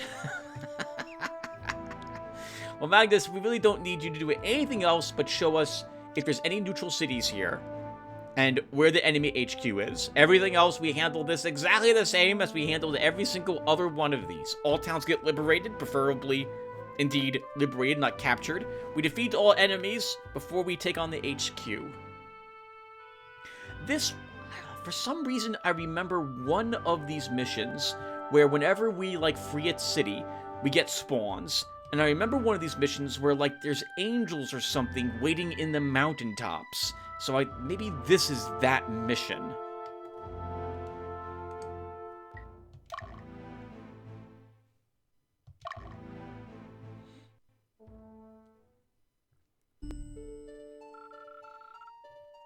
Did they just change their minds, or did their sympathy for us cause them problems?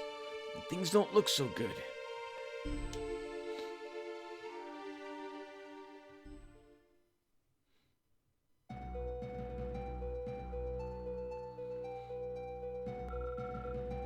What's up, Leia?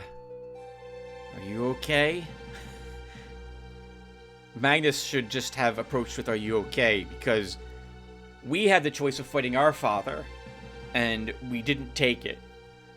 Leia is now presented with not even an option. The Revolutionary Army is here and will be sieging the fort where her father might be located within it. So she might have to fight her father.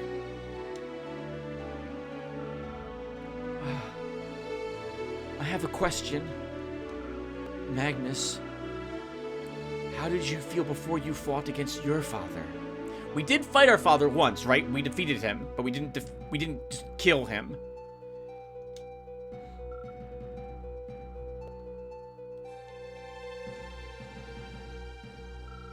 Tell me, Magnus, what are you thinking? Or what were you thinking? How did you resolve yourself to that? If my father has succumbed to the darkness, what should I do? I never imagined I'd have to fight my own father. I left home, but not because I disliked him. His love for me was a little bit too much. I didn't want to be dependent on him. To live up to his expectations, I need to be in an environment where I could challenge myself.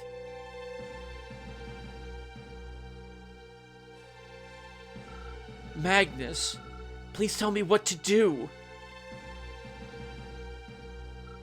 If my father has become one of them, I...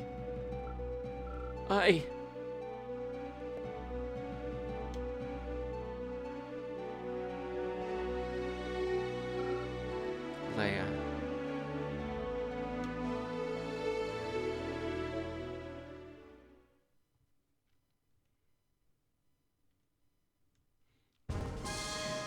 Thankfully, we have the combat music to ruin the mood. Whereas, man, if they played sad music for this mission, oh god, like, young me wouldn't care, but Tim now, who's almost 50, oh man, I would be so, what's the word I'm looking for? Melancholy? I can't pronounce it, but oh man, I would be sad. Alright, we win by taking over the enemy keep. We lose if our HQ is invaded or if Magnus dies.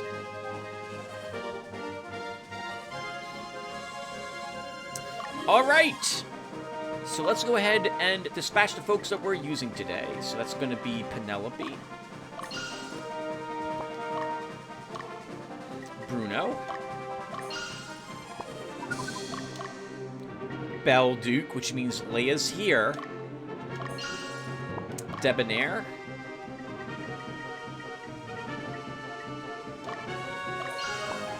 Remy, Astrid, Dio, Apophis, and Meridia are the ones we're bringing with us today.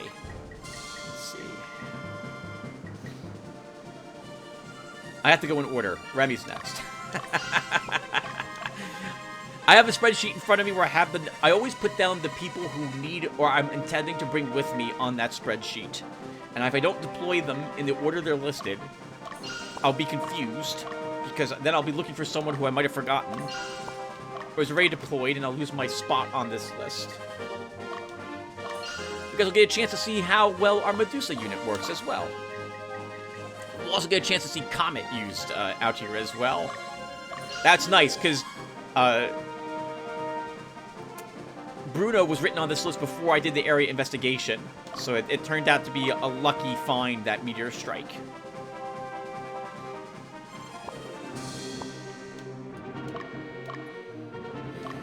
Okay. Zombies, goblins, Saturos. Okay, I guess we can... what's the city down here? What's their alignment? 73. Good aligned. Okay, we'll have Remy go south and handle those groups.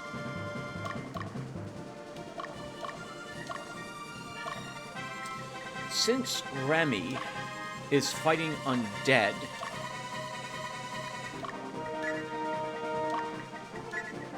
Oh, that was the complete opposite way I wanted to do that. Alright, let's see. We're going to go ahead and use Paladine in the very back rank.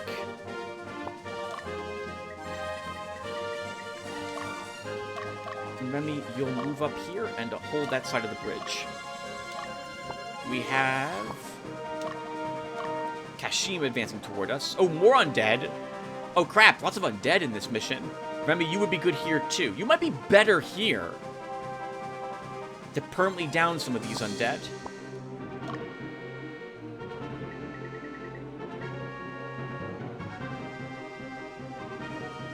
Now, we'll move you south after all. And Fianna?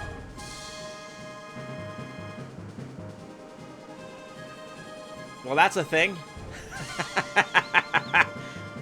Oh, I don't like that at all. I don't like that at all, that group. Okay. How are we dealing with that?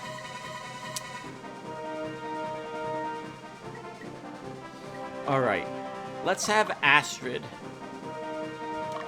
Oh, they're all undead and evil. I would like a different unit to go that way. I guess we can have Penelope fight the mage group who's showing up. Listen to a few seconds elapse. Okay, and we'll send...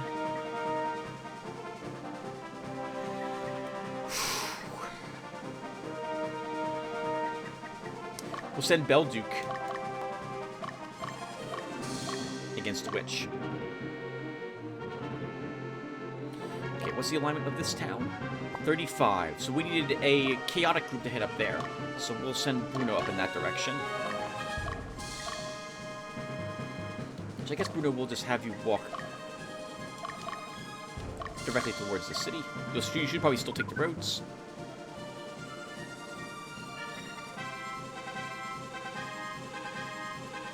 Oh! Hello, Vampire. Vampire, 2 ghosts, 2 skeletons. We could have Magnus deal with that group.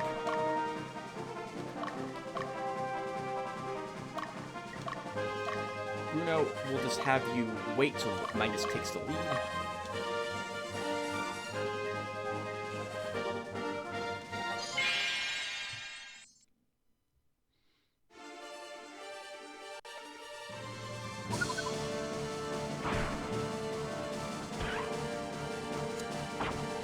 No talking during the battle. Oh, okay, right. We hit him with a melee fire attack. Or fire attack. Zombies become skeletons after you hit them with such. Good guard.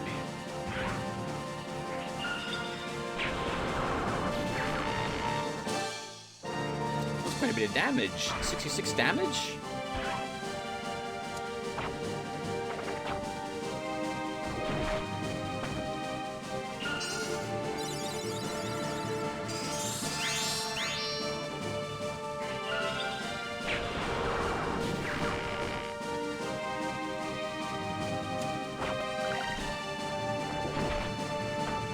Oh, I was hoping we would kill the leader there.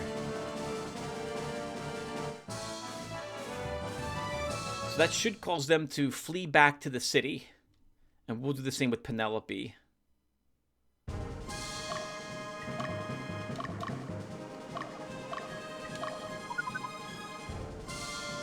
Oh, or they're not going to do so. Alright then, Penelope. Then we'll have you head toward the stronghold then. Right? This is... yeah, it's a good stronghold. What's this guy, by the way? Think! More undead! Lots of zombies! It seems that either Count Silvus decided to have a necromancer in his forces that overthrew him, or something else has gone wrong. Given what we're fighting here. Astrid... no, we won't have you do it. Bruno will fight that group.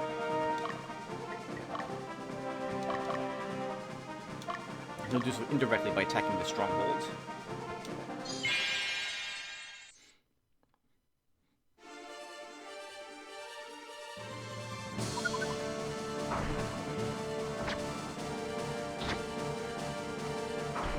Only 10 damage to that stone golem. That's... oh, that's tough.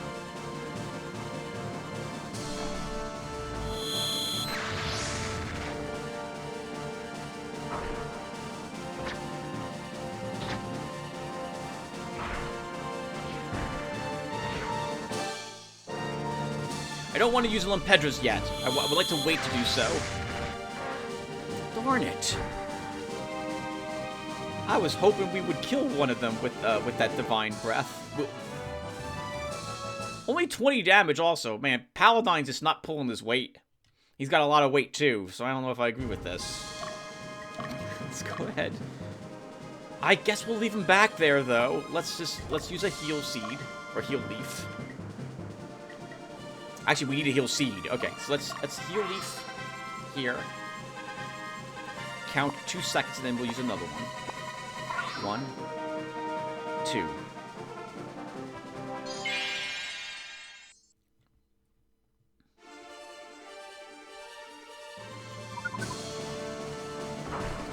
If we can get off an AoE attack first, that would be real. A combo attack. That would be really handy. Nice. Oh, that's so nice. No pumpkin damage. Here, have another Plasma Storm.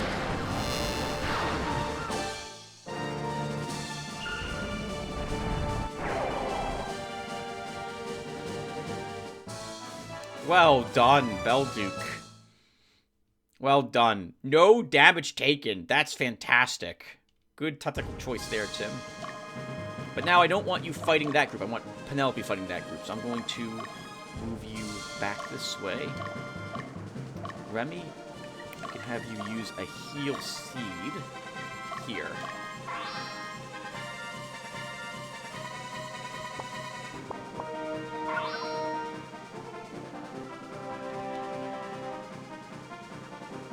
Oh! There was an ambush waiting for us in the forest. We have Ellen. Or Lean. Ellen. No, that's right. Centurion does have a flare brass in her army, but because of the Centurion, I'm not that worried about her. So many undead up here in these groups. Okay. So, Debonair. Do I have a group deployed who... Let's see.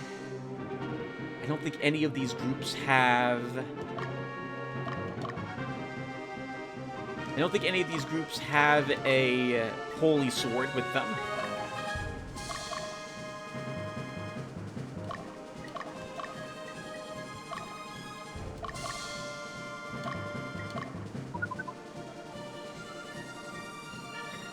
This is fun. I like that little ambush there.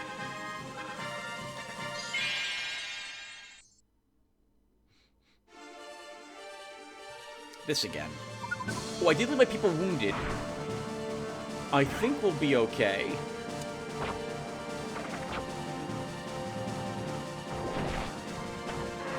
Good. That guarantees we'll be okay. Mage might have done enough damage to our Swordmaster to put him into threat range of being killed. Yeah, when he was attacked by other units, so that's good.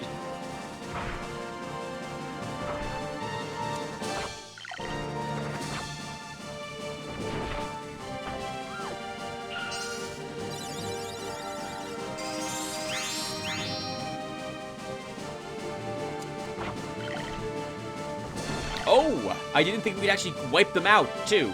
Good work. 100 experience points. I hope they needed that 100 experience points. That was what I think we over-leveled there. Or over-experience points there. We found an item. Jormungand. Looks like a staff. Alright, Penelope. We could probably keep you here to fight those things, but I'd like other groups to get some experience points, so we'll use other groups instead. Let's move these two back home temporarily, so my other groups who are marching out can get some of that EXP.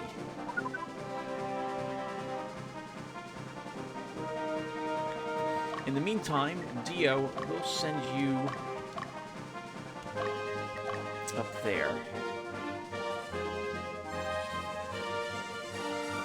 This will give us a chance to see if we can force a vampire's army back while they're in a coffin on a road. Last time, we had the vampire repel us automatically, even if we won the fight, because they were in a city.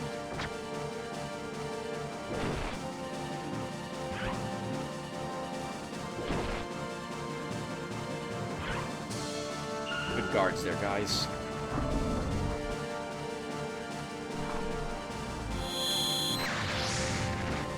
That's a lot more like it. 65 damage.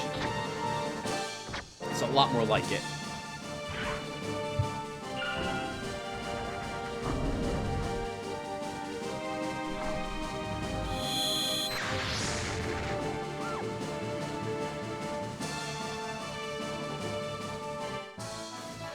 I was hoping for some alignment up on you, Vin, but you did not earn any.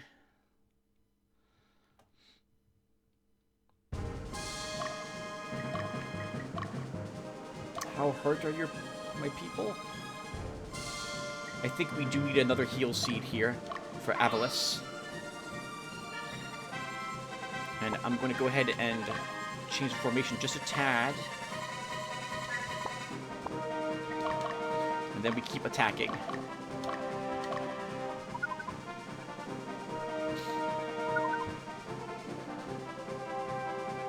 Oh, another Another squadron showing up here. Magnus, let's have you attack the vampire. Okay, we need other forces up here. So Astrid, you're gonna march up.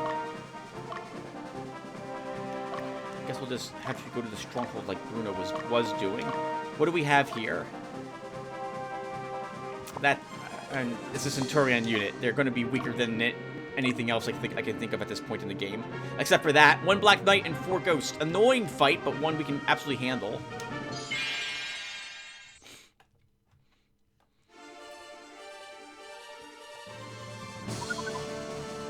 Oh, we're set to attack leader, which is going to make this a bit awkward. Because we do 1 damage to that coffin. Thankfully, there's a skeleton in the way. Yeah, so we'll attack the...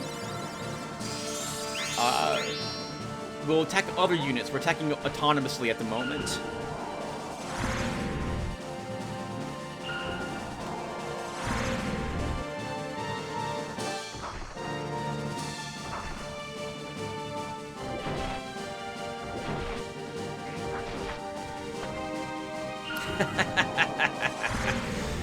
Who is that? Lisa or Petra?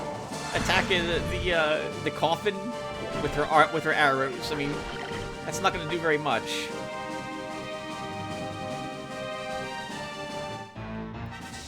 Oh, okay. So that's the way it works. So, okay, I wasn't sure. So vampires always force you back. Always. If they're in their coffin. And because you can't move the unit. That's so interesting. That's so interesting.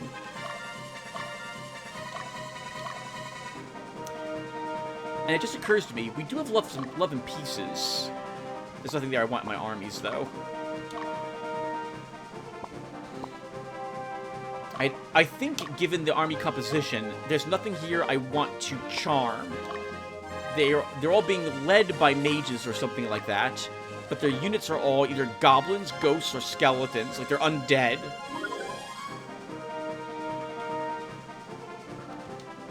So... they're gonna get out of coffin soon. Oh, wow, we have slowdown. There's so many units on the field at the moment. Interesting.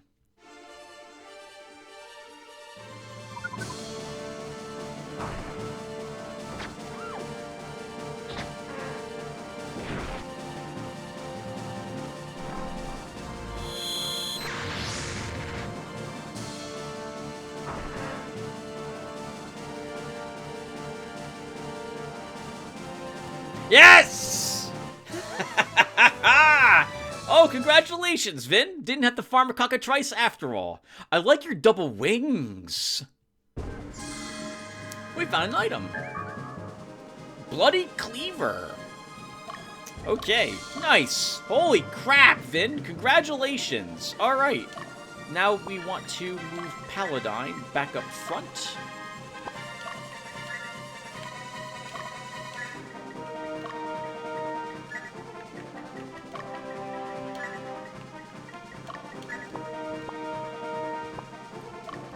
And we'll move you here. The target has been eliminated. Putting you back there, so we just witnessed what Seraphs do in the back rank. So you'll... Jihad is the name of it. So you'll attack everyone with a holy explosion, which is awesome. Holy crap! I've never had a Seraph before. I never had an Angel in my army, because I was always too nervous about losing units. And I always would forget to use Love and Pieces. This was, like, ages ago, right? When I was last playing the game. 2 decades ago. So this is going to be fun. To actually get to use one for a change.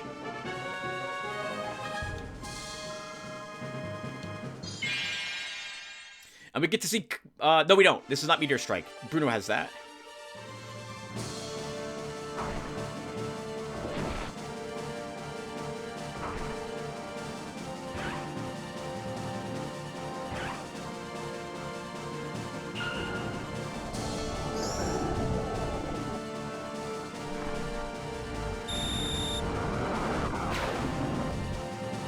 Nice. Slept their leader. Perfect. so useless. So useless is the Centurions. Their leader will be killed with this.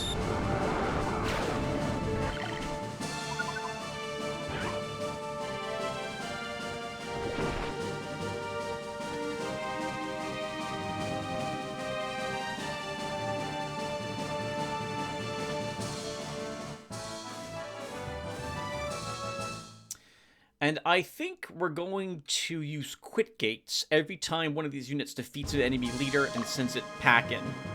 Because I want to spread the experience out on my units. And I'm a little worried we can't whirl Meridia around fast enough to avoid her engaging in another fight. Then we'll simply dispatch her again.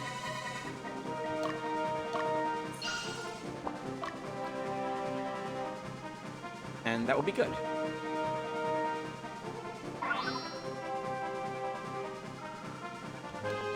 Hypothesis. Let's have you attack the enemy leader, if we can.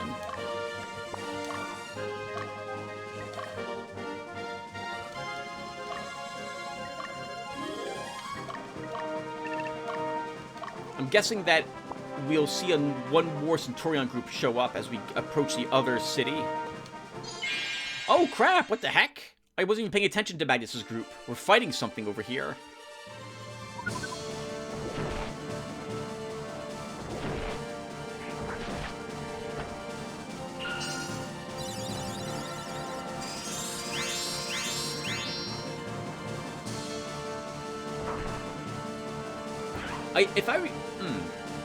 I don't really know what the big difference is between, say, a zombie and a skeleton. I want to say that skeletons do more damage than zombies, but have less hit points?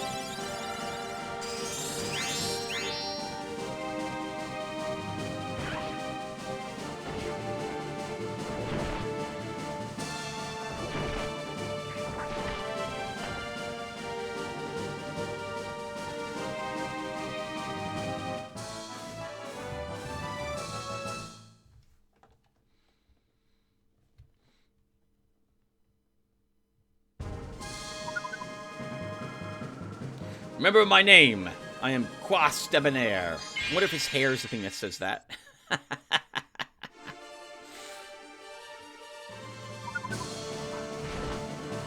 90 damage, Debonair. Wonderful. Good. It wasn't on it herself. Actually, wouldn't be that bad if we have this AoE strike the fairy, because there's always a risk she dies.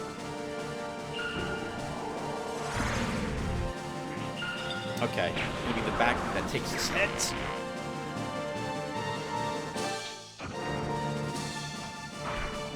And they always get to go again. I'm going to use a Pedra here to help us, because this is looking pretty bad.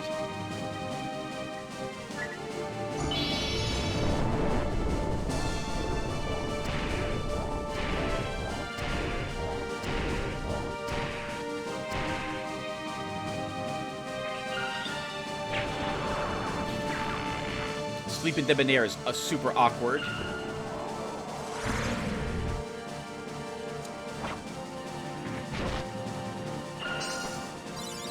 Oh, I forgot we gave her a heal. We can even use another Pedra if I want to, but 2 seems a bit too much to me.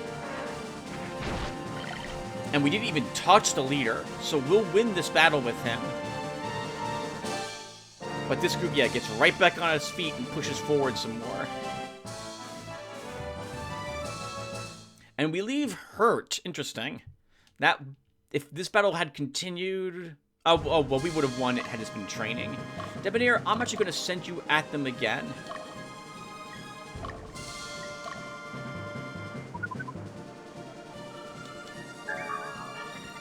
Let's hold on, stop.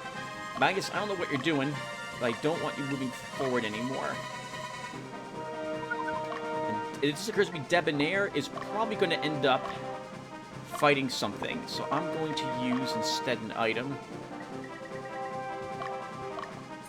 And quick get him away. I should have done this with the other group, but I'll give him a quit gate here at this screen.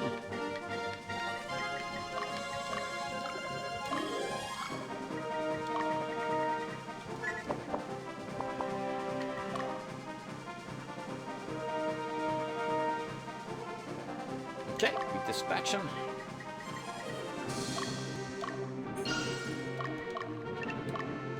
Just rest.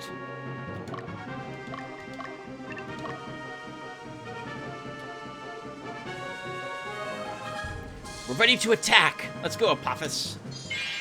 Get a chance to see how good you are against this group. The two ghosts make this actually really painful. Especially if they go before my dragons.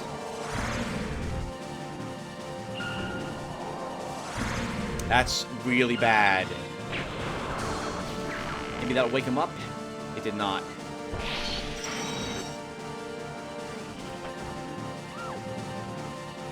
That's promising. We might kill the leader at least. I think we use a Lempedra. Well, let's wait a tad. Good. That makes this group much less annoying.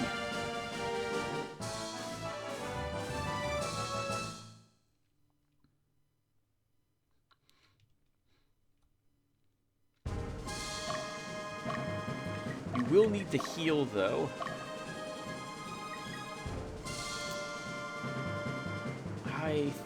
I think we actually need a heal seed. We might take too much... We might take enough damage that 206 isn't enough to withstand. If the Flare Brass breathes on Ghidorah and it's attacked by the commander, we could lose it. So we'll heal seed here.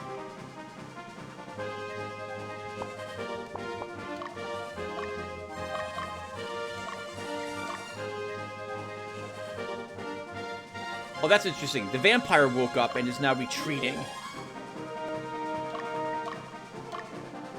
Okay, Bruno, charge into these groups. Let's have you fight.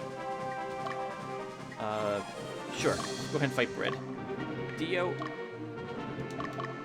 you'll fight Ladish and Astrid. You fight the leader of this group, Hannibal. How hurt are you, by the way? You are a little hurt, but you'll be okay, Magnus.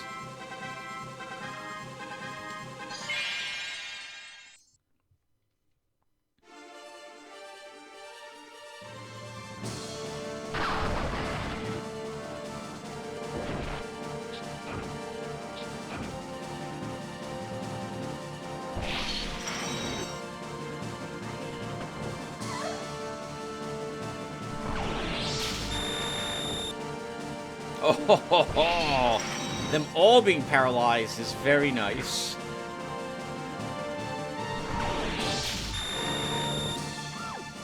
Wow, and the leader was killed.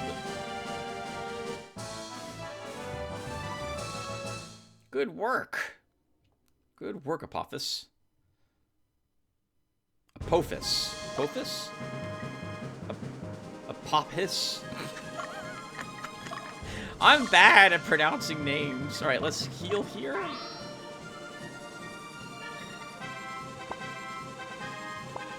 And she can probably keep attacking. I do want her to get some experience points. She's a difficult one to earn experience points on, given the amount of units she possesses. We'll have her continue to wipe out Ellen, if she can.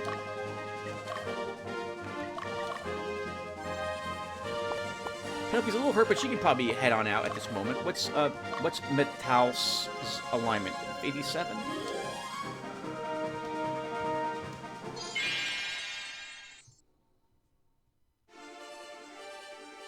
Oh, I didn't even see the ogre here last time. Oh, good God. That was a great hit. Did we get Meteor Strike? We do.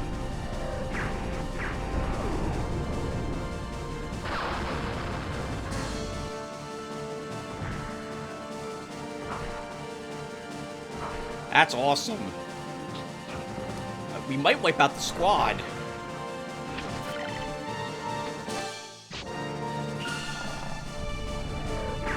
No, we won't. The skeleton will survive. Or will it? It might... We might kill it.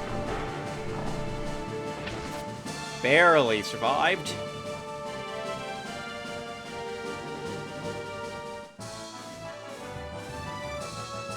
Alright, another leader defeated. We'll bring Bruno back so he doesn't fight something else. Via a quit gate.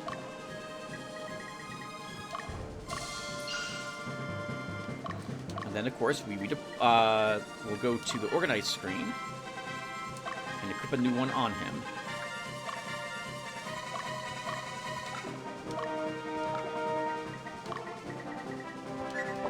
There we go.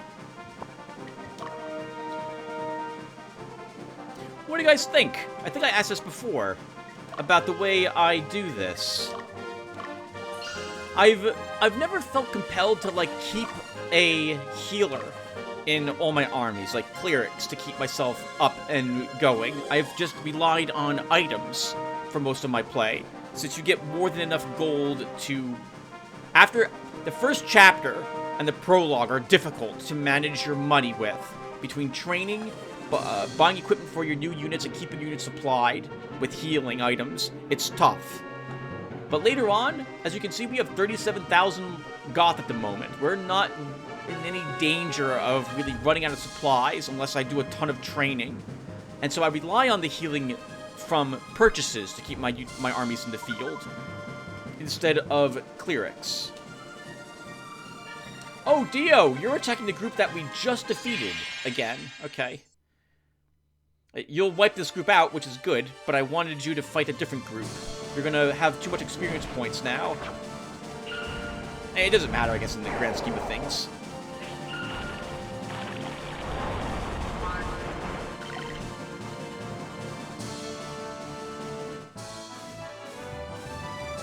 You need only, like, 30-something experience points now to level up most of your people, except for Grumbly.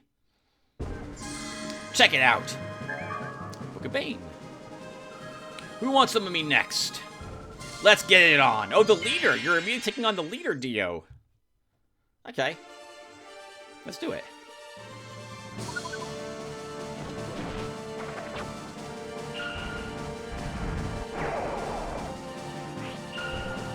Frag Press. A bigger earth attack. Nice! Nice.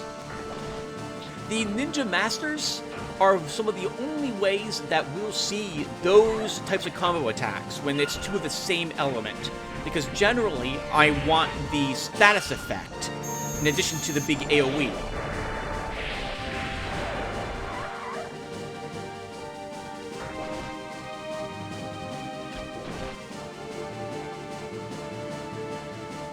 Wow, you need like 1 experience point, Grumbly, to level, I think.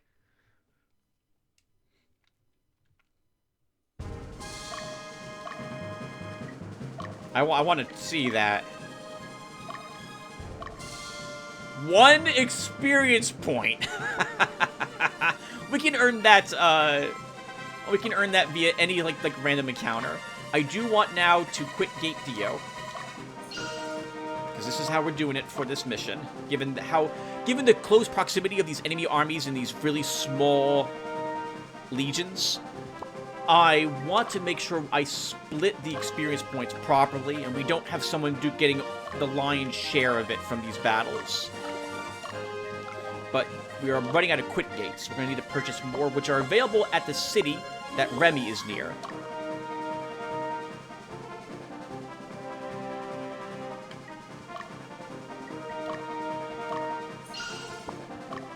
Okay, Penelope, you're also supposed to take this city. I'm holding up. Okay, you're in good shape, Remy, still.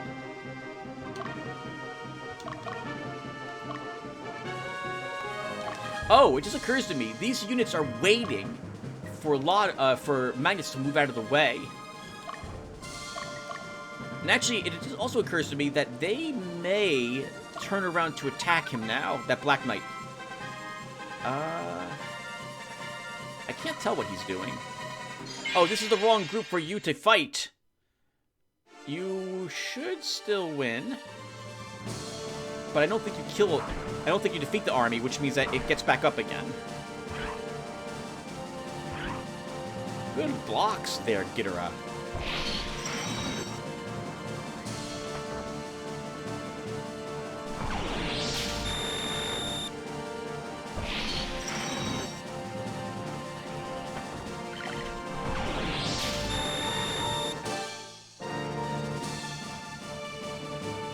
I mean, we could just have this army fight this other army and just continue to get experience points. So we won't send her back yet. She'll stay out there and do exactly that. Yeah, well, I mean, we'll just do this. I'd have to use a quick gate to stop it anyway. I don't want to accidentally have her in the front rank either. Front rank Medusa, or Gorgon, translates to stoning the enemy army. Which is fine if that's what you want.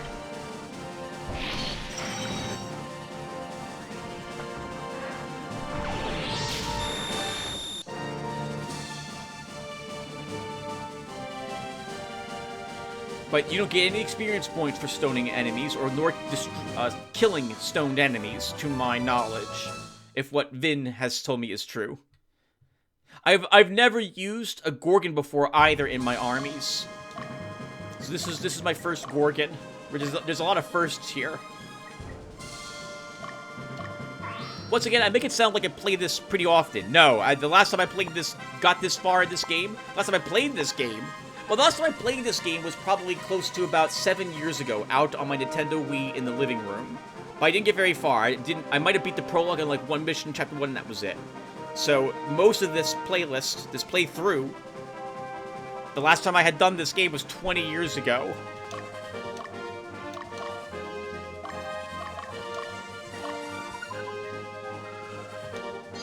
I see the other Legion spawning now that we're close to that city. Remy, we're gonna have to get you into the city soon.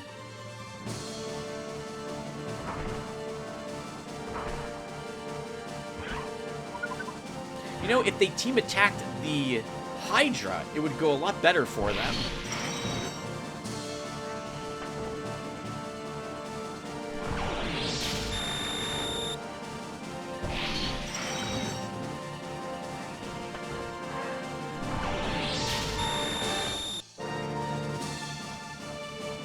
This is great! This is great! Look at all this experience points we're just earning on these dragons and our Gorgon. I was worried I would have to indeed do quite a bit of... In fact, I used champion statues on these, but I didn't expect what we're seeing here to happen. I did not think we would be presented with the opportunity to get this farming done. I'm very happy that this happened. This is really super useful.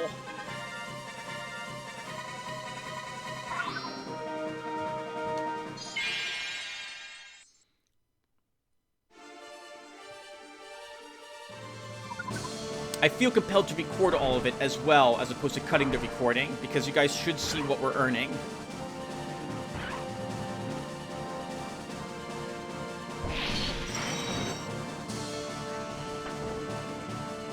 If we're going to wipe out the group, this will be the one round in which it, like the round in which it happens.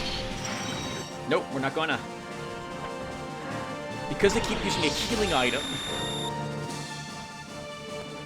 we can't wipe out the entirety of this group.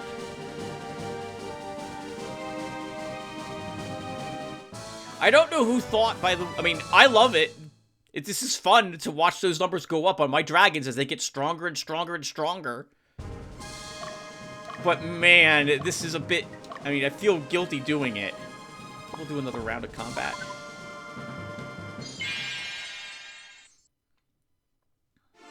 I don't think we need to heal this dragon. I think 141 is enough to take the hits from the skeleton. But we'll have to heal now.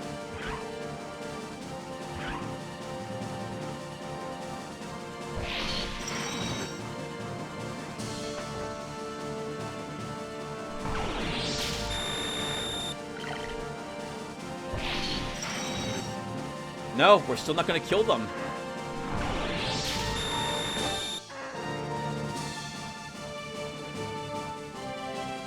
This is glorious.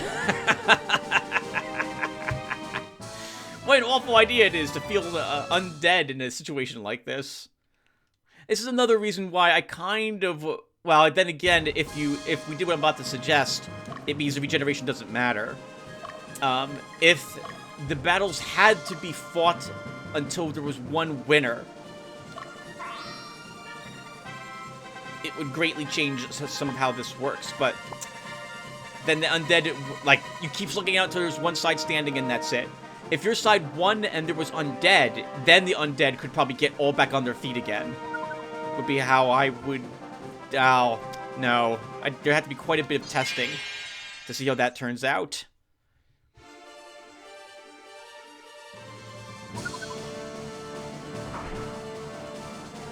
Taking a little bit less damage from their attacks every single time. But it occurs to me we might have to quit-gate this army, because we will eventually run out of healing items.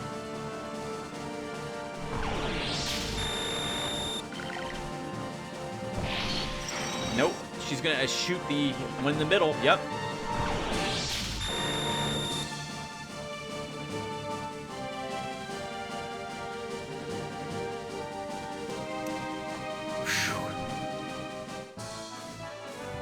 My goodness.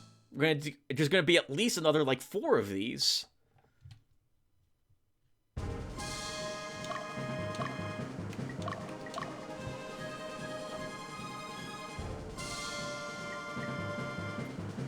Let's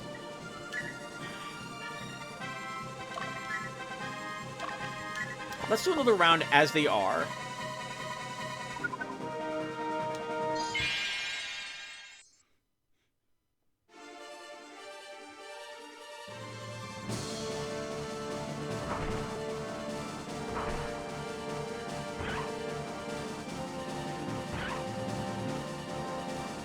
I don't know how we defeat this group permanently with our army. Unless I change this to... Oh, no. Attack weakness isn't the answer either, Tim.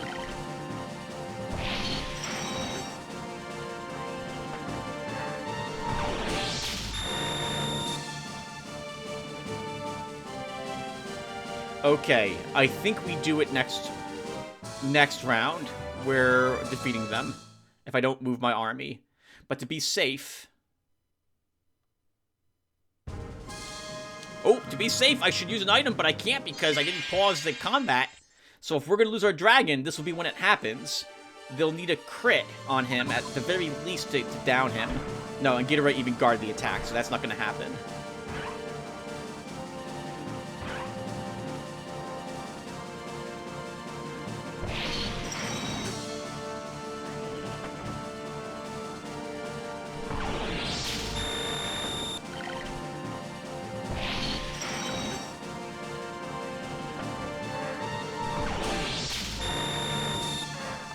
Okay, finally!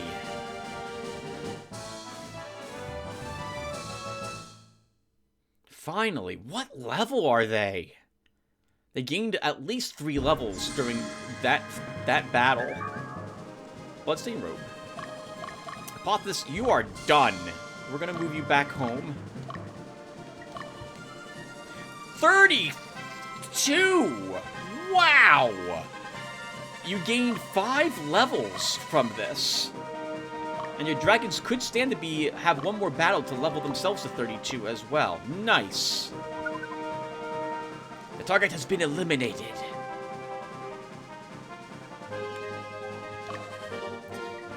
Belduke will send you down here to help.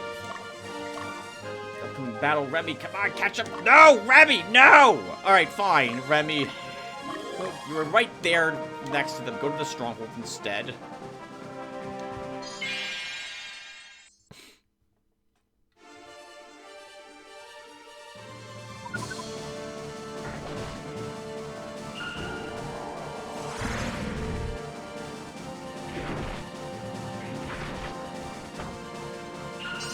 Good. I was nervous we wouldn't get the heal off until our Katreda was slept. They will not be able to win this fight now. Well, they couldn't anyway. Well, is that right? If all the ghosts got their sleeps off first, we might have been in some trouble. If the Black Knight had crit Magnus as well. He wouldn't have died, but he'd been very close to death, and might have died if the Black Knight got a second attack off against him.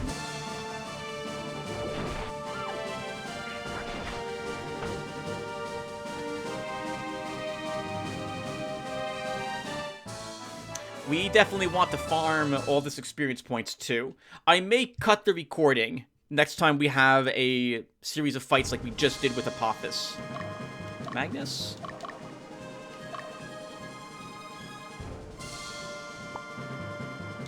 Let's have you hit them from the side.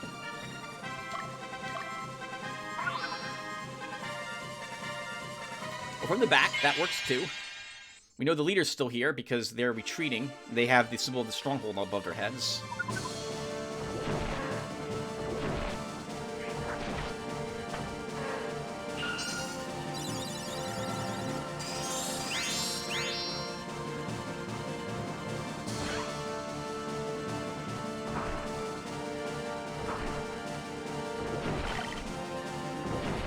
I feel like using Love and Peace on a skeleton or a zombie is kind of a waste. You can always get them from some of these area investigations instead. So we don't. Same thing with ghosts. We don't need to use them to get any undead. And I don't really want any. Aside from the vampire, I can't think of any other undead I even want in my forces.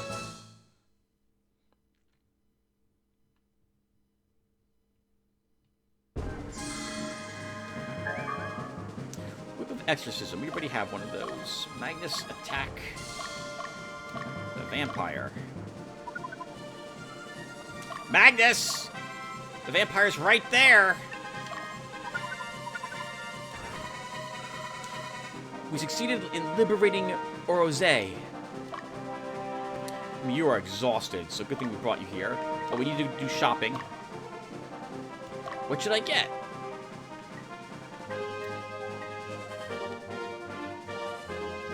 They sell Rings of Eloquence here. Really? Let's buy it. Let's buy 4 of those. And then we're going to need... We might actually need some heal seeds. Let's get 12 of them. We're going to want at least, like, 2 heal packs.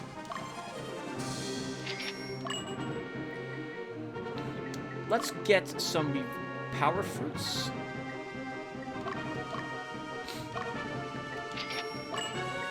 And we'll buy 10 quid gates.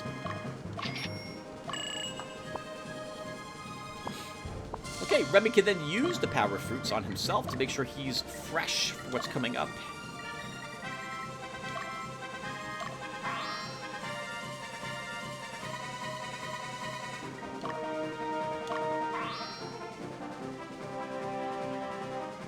And we should be fully healed by the time these armies arrive. These guys look stronger than the previous... nope. Two imps, 2 ghosts.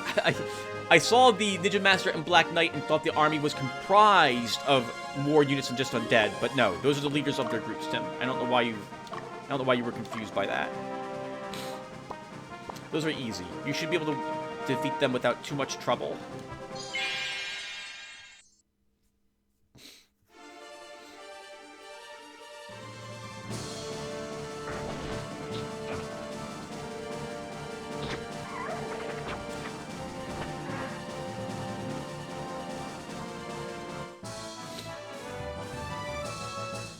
Astrid, good work.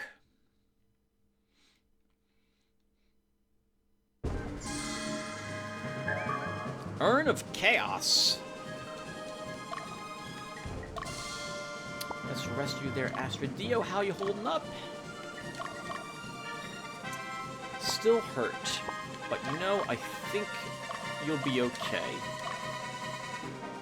We'll march you up there. Same thing with Uno. Oh, they went coffin mode. Okay, so Magnus, we can now camp you right next to them. You should be fine.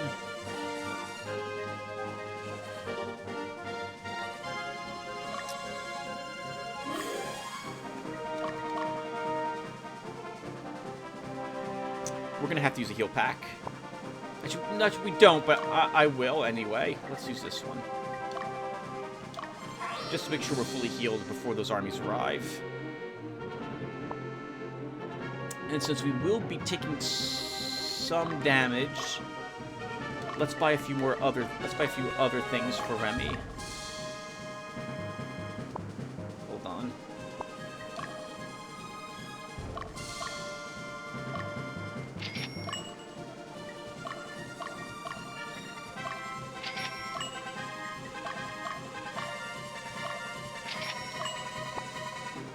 Right, Remy, you wait to be attacked. In the meantime, Debonair, you have basically recovered. We can move you out now.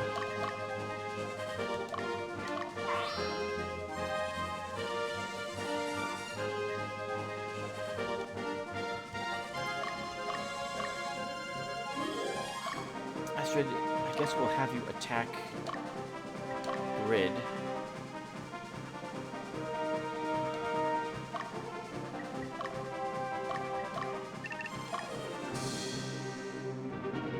Remy, good luck. You have a massive force to not worry about, but to deal with down there.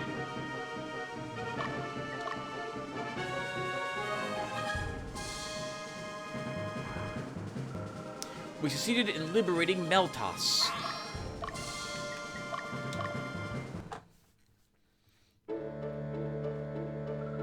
Count Silvus, the ruler of this land, is a wise man, but we don't know if he's still safe. He could have been overcome by the darkness. Looks like that might have been the case, given what we see of his forces.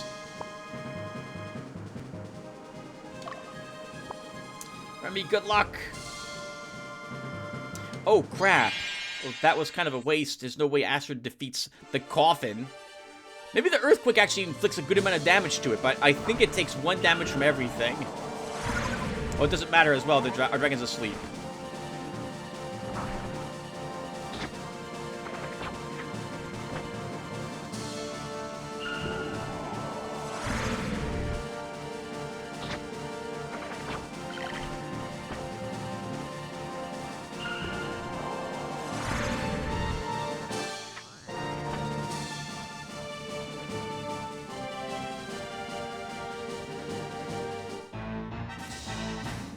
So strange that it does that. That's so weird to me.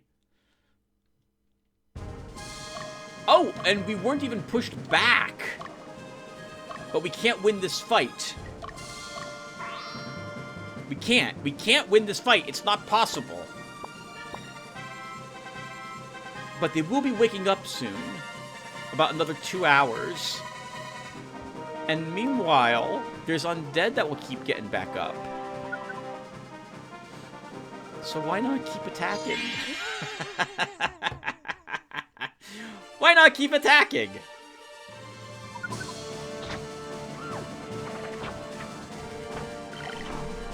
The ghost will fly up above this. The coffin still only takes 1 damage, okay? I would have thought that if anything could put damage on the coffin, it would be an earthquake.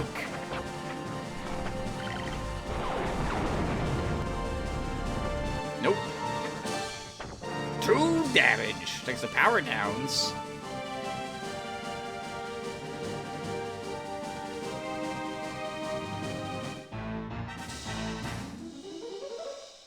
It doesn't matter. You can't win that fight.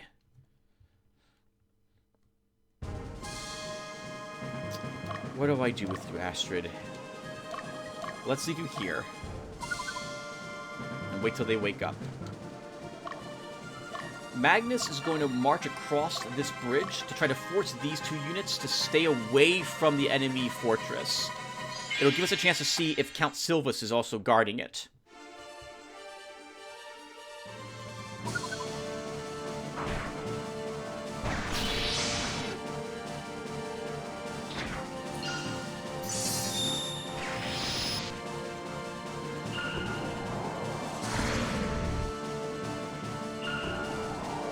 They're really, unfortunately, nightmaring Astrid there. No, sorry, not Astrid. Oh, what's her name? I forget what her name is. Oh, that's bad. I thought maybe our Seraph might be immune to being slept.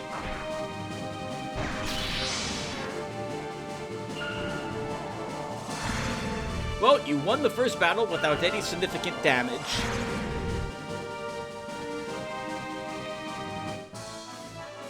Defeating the enemy leader and forcing 4 more ghosts away.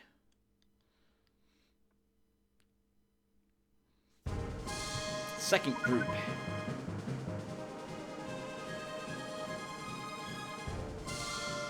Is the Centurion. Didn't even look to see what the Centurion group consisted of.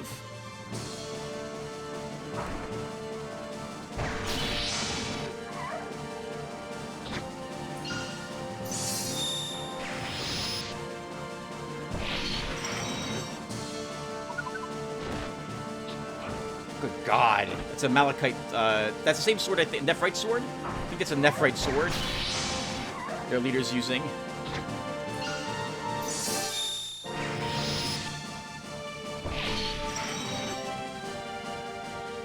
Oh, he only gets 1 attack at the back rank? I thought he got 2 attacks, no matter where he was. The enemy Centurion.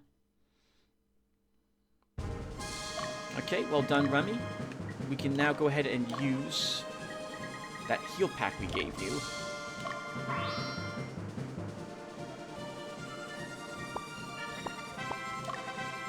Zelda keeps moving up. Yep, the enemy, yep, that's what I expected. Their Ninja Master will be forced back up next to their Centurion.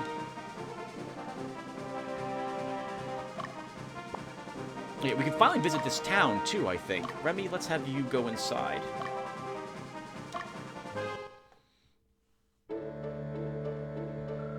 The town and its inhabitants are falling apart. This once beautiful land is now littered with dead bodies. Can't you do anything about it? Sounds like someone gave in to the power of darkness and brought forth creatures from the netherworld.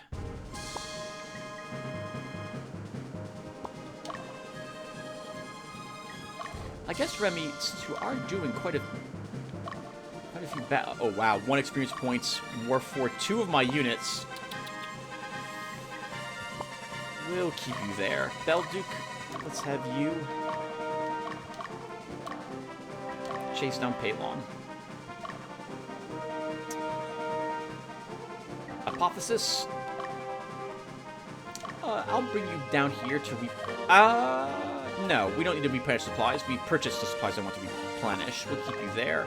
Meridia, though, could use some more experience points. Let's move her out. We'll move her out down here.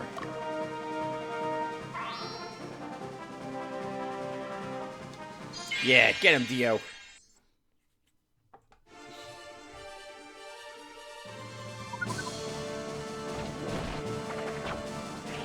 Oh, very good. 3 strength lava flow. Good God, 151 points of damage. That was wonderful. Vampire down. Never have to worry about his coffin again. It would be great if the vampire got back up, by the way. He is undead. Same thing with the Lich, but they don't work that way to my knowledge.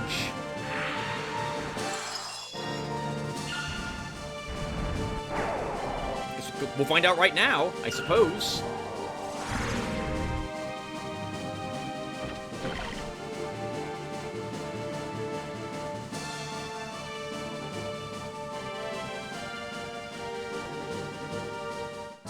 Yeah, that's such a shame. I feel like the vampire should also regenerate. The only way you kill a of all the units that regenerate, the vampire should, by regenerate, I mean get back up off the ground after they're defeated. The vampire is like the only one that even makes sense. I guess the Lich does as well, because you have to actually like sanctify the coffin, which you don't do in this instance. I don't know. I would have balanced this a little differently, but then again, that's always me. Let's go and kill that Black Knight. Speaking of liches, either Sylvis became one, or one is now in charge of this army, the forces we're fighting here.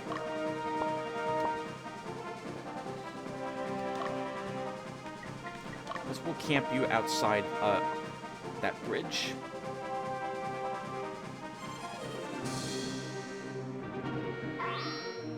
What on earth is that army doing down there? I think they want to try to reach Penelope. But they don't know how to do that. So they're kind of moving back and forth, staring at her.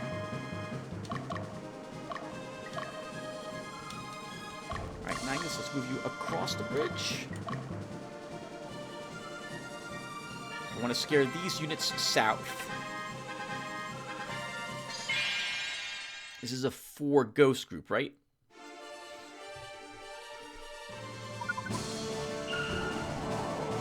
Can't sleep a lich. Can't sleep a lich, or at least not to my knowledge. I'm pretty sure they're just immune to that.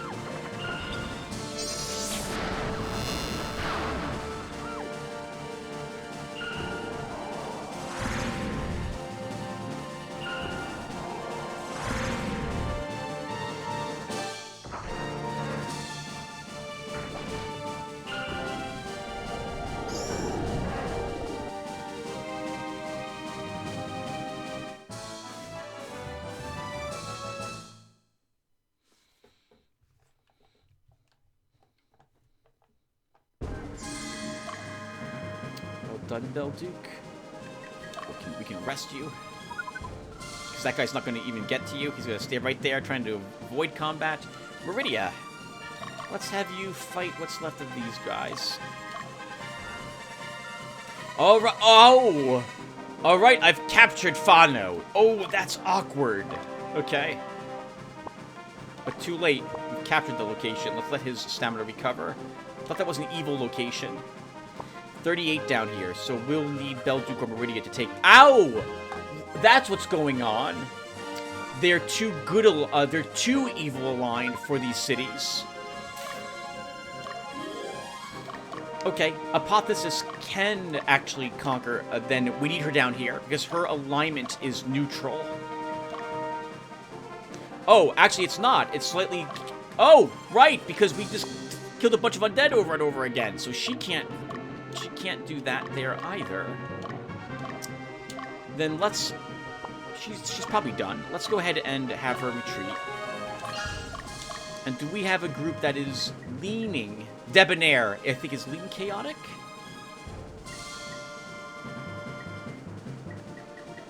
Debonair is already deployed. So, Debonair... I don't want to move you across the bridge yet, though. I need to force these units down.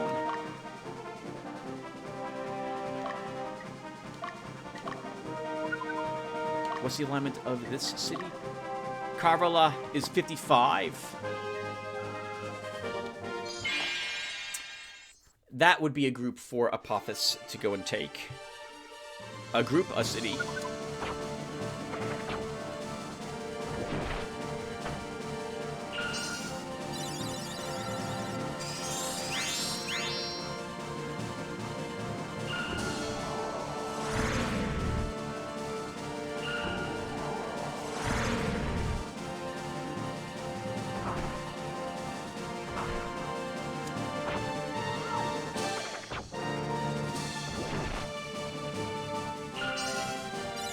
This is one of those forever fights again. Until we leave them badly weakened and not defeated, we're going to end up just getting most of these units back up on their feet again. But I'm not going to complain about getting free experience points for my units.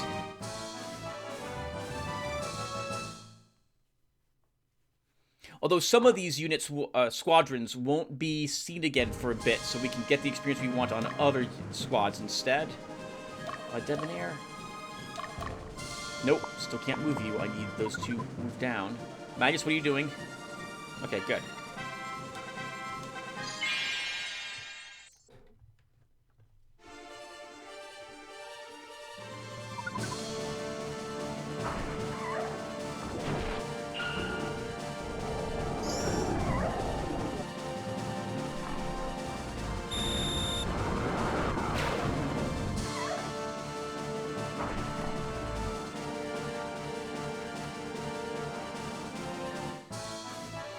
Excellent work, guys. Excellent work. You'll wipe out the last group up there as well. Found something. Flag of Unity. I think that increases the... well, the unity of the unit. The morale, I call it morale or unity. So they'll fight more efficiently. More combo attacks, for example.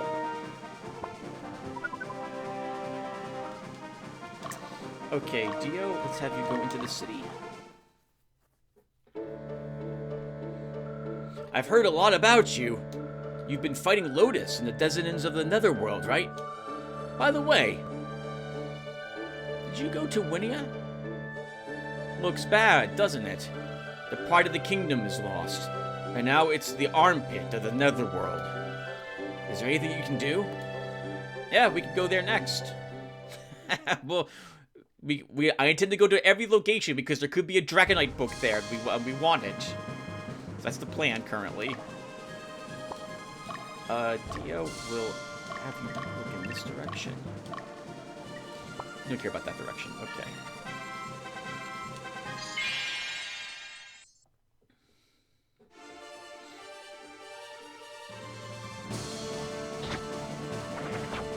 Oh, this is a super awkward fight. Yeah, the ghosts don't care about Earthquake.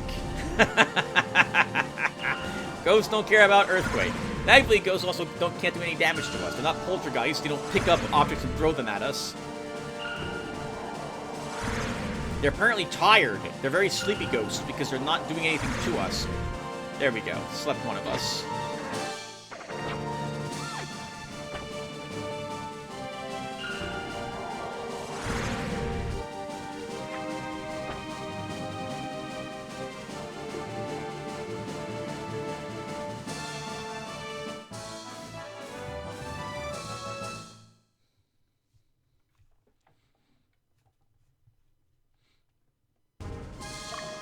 Oh, God. Okay, you're sticking around to do this fight. Okay. Then we might as well do something like this.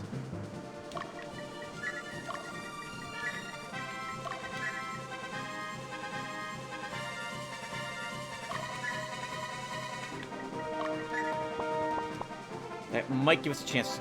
At least our dragon can actually contribute to the battle if we reposition that way. Debonair. I still can't move you out.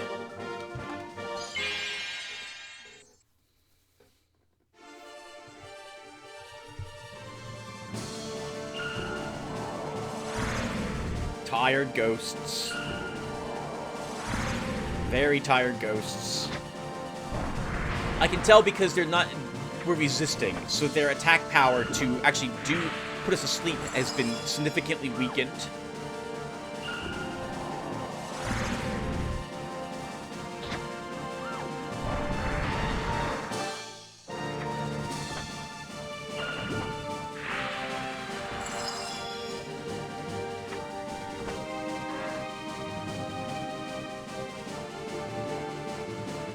You know, it just occurs to me, this location shifted many of my more neutral alignments into a lawful territory, given the amount of undead that were here. I probably should have done this area with more of my evil groups, not my slightly leaning lawful groups.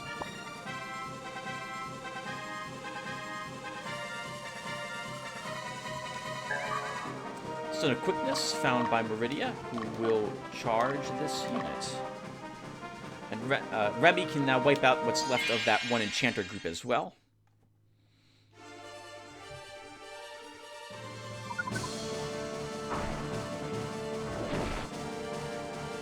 This formation that they're in is actually a really bad one, like, for us to fight.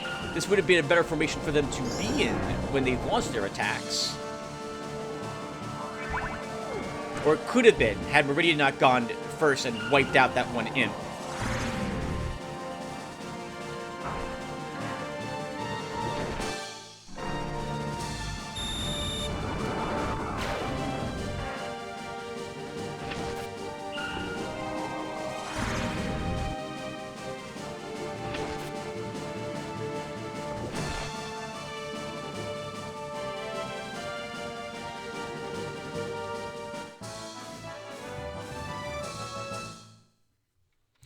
Keep chasing them, Meridia. Oh, we actually pushed them. Alright, then we'll just rest you. I'm gonna pass by this town, because you're too chaotic to take it. Remy will wipe this group out.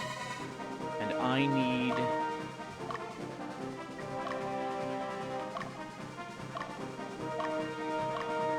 Debonair can take that city.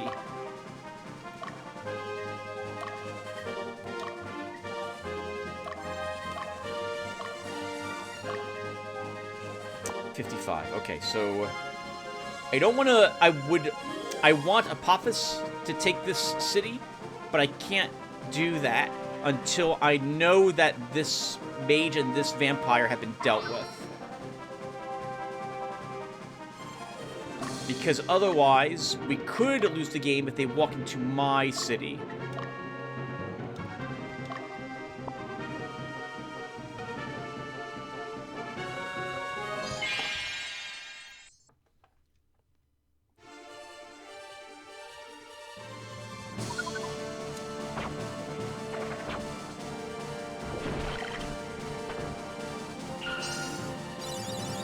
Might defeat them here.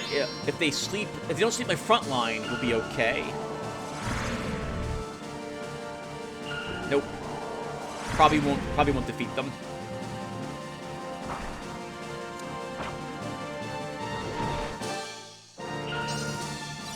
I mean, we're not under any threat of losing a unit here to the ghosts, but it's a bit... Oh. A bit interesting.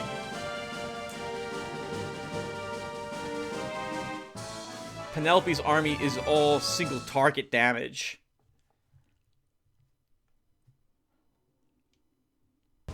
We could move Penelope herself to the back, but I don't want to do that. Bruno, let's have you take out the vampire.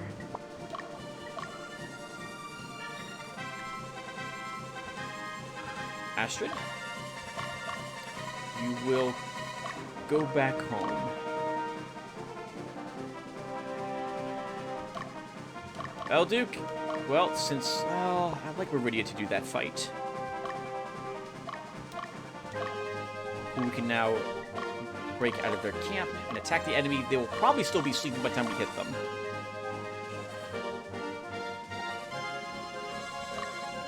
Magnus, we move you just a tad. We're gonna play a blocker to stop those enemy armies from getting up near the Citadel. It's a real pain to try to kill a unit when it's up near the Citadel because of where the enemy HQ is. I'm sorry, the enemy leaders. And I would like to kill every single unit in every single squadron for that delicious experience points that we absolutely want. Even if we don't need it, we still want it.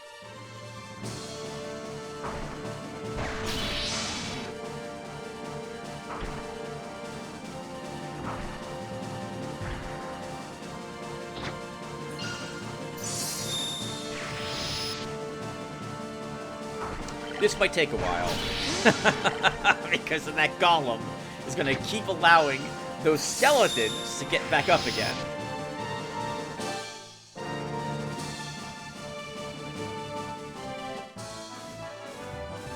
Oh, right. It does not, because we killed one with Sacred Breath. So it's permanently gone. Forgot about that. Never mind. This will be a lot faster now.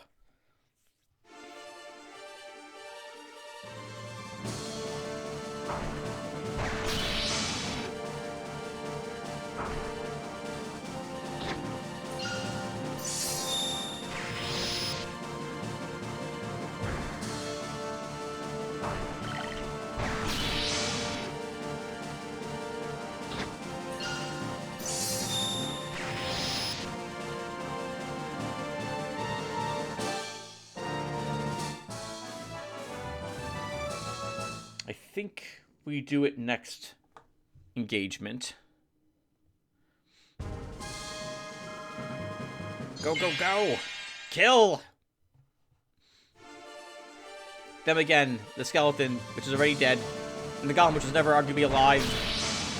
Actually, the golems were alive, right? They were people who the witch changed. What's her name now? I can't remember her name.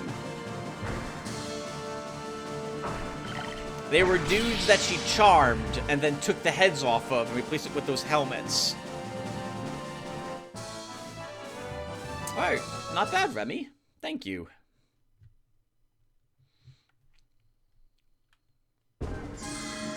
We found an item. Revive stone.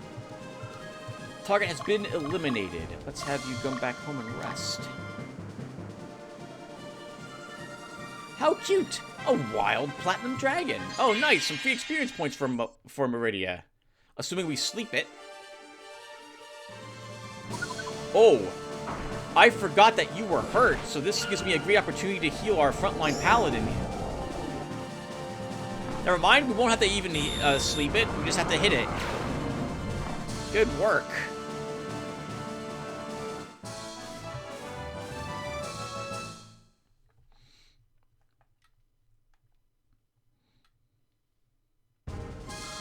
I found something. Beautiful. Okay, so let's use that heal leaf. Probably don't need it, but if we do attack and that ninja master is awake, we could lose. We could have lost a paladin, so.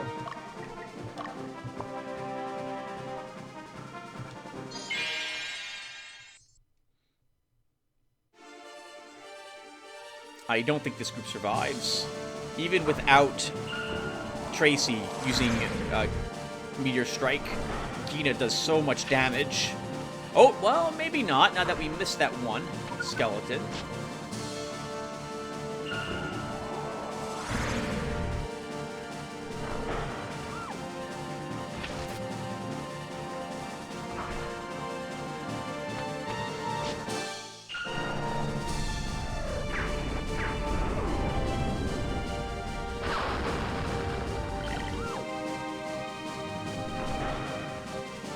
Wow, we still did it. Good job, Bruno. 100 experience points. The enemies that we're fighting in these locations are also going to start really being a higher level than us, if I recall correctly. I think we're going to end up at about level 30 by the... Oh, no, that's not true. 32, 30, 34 by the end of the game. Assuming I keep splitting my squadrons in half to send different groups in to each scene. Whereas the enemy is going to end up, I think, around like level 38 or even maybe even the 40s by the end of the game.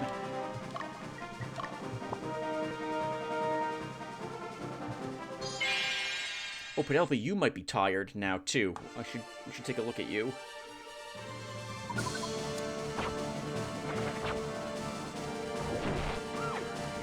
Good. I like seeing you knock out a ghost before it gets a chance to put us to sleep.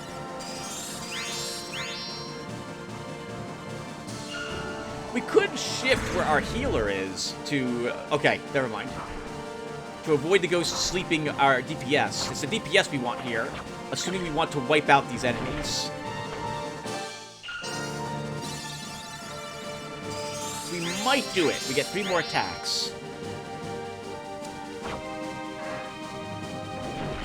Wow, good crits. Good crits.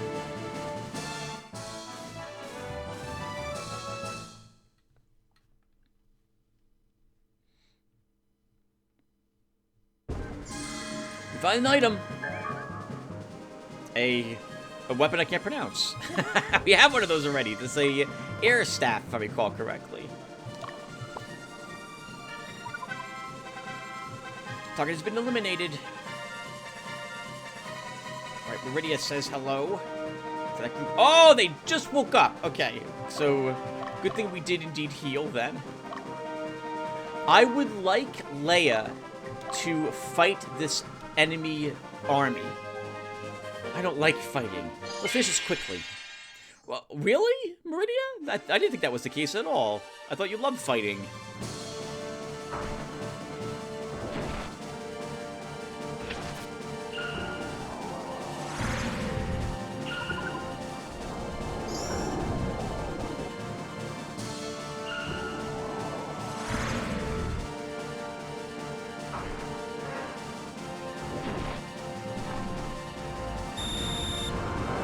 not quickly. Especially not if he resists. Ooh. Ouch.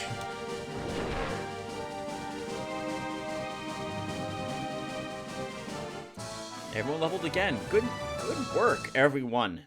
Everyone's really pulling their weight, and we're getting super rich off the choice of the enemies to use undead. Another Urn of Chaos. Interesting. I wonder if they're giving you Urns of Chaos to try to make up for all the alignment up you're going to be earning in this mission. Oh, that was a piece of cake. It was. Debonair, I'm going to rest you. What's this city's alignment? 55, and this one? 55, okay. Theo, you're perfectly fine. Remy, you're hurt, you're tired, you can stay here. Bruno will just rest you. Astrid, you'll sleep before making it back home. I don't think we have any other units to worry about attacking my capital. Though I guess we'll have Penelope guard it. And Ultra can now go away. And we can redeploy Apophis and get her to liberate the other cities.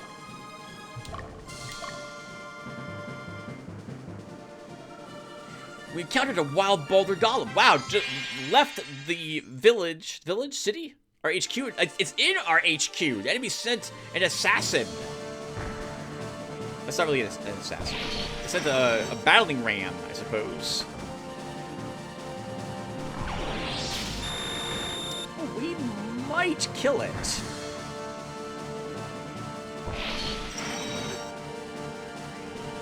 No, just not enough damage. We'd have to have our Thunder Dragon up front to have killed this.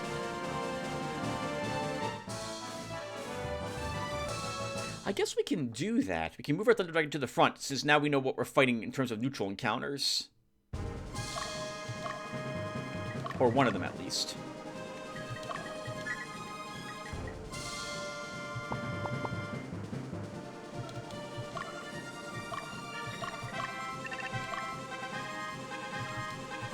Debonair, we'll have you fight Ellen.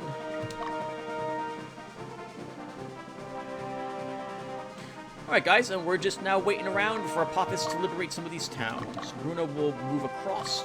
I guess, since we are just waiting, we can look for items with some of these squadrons of mine.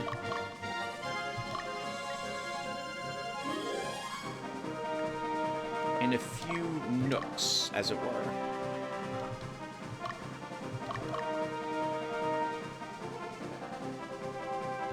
I guess we'll do... I can't remember where Astrid's been, so let's... Can I go? I can't cross the mountain range. Let's do this with her.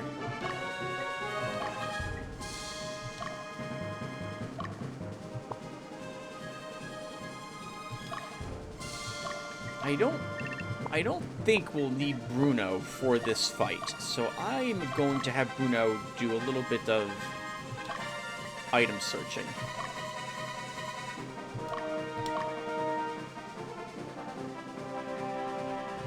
And I guess we can do that with you too, Remy. I'm probably going to forget that I did this when I begin the next episode. But if I do remember, then we'll just have to visit all the cities to see what the people there are talking about. Yeah, go get him, Debonair! And I'll be your guard in our city just in case enemies make an attack against it. Meridian needs to rest.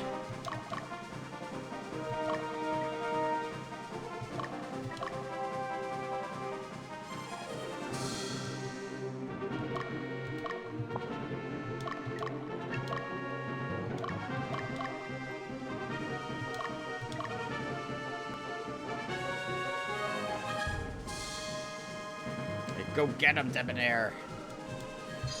This was the Flare Brass unit. Yep. Ooh! Good formation. This should have been how he fought, with the Flare Brass in the back.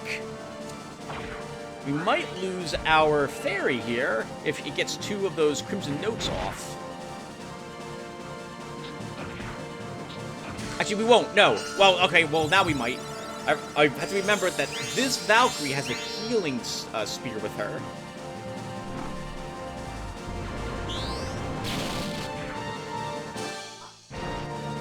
Guys, someone attack the dragon. You jerks. You jerks. Do I Alem Pedra here? I do. Let's use water. Wow, and it doesn't attack the dragon.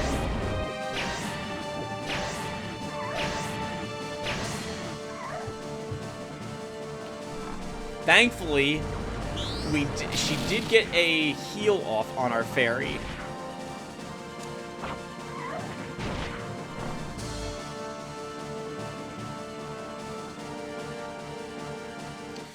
We're gonna have a talk about target priority when you get back, Debonair. The dragon should have been the first thing you went after, not the soldiers. I realize that's my fault, in a way, because of their army battle tactics. But I can only allow 3 of my armies to have attack leader, so... Then again, that wouldn't have even helped here. None of those were a leader. Rescue Dio. What is that witch doing? What's that witch doing? Stop her.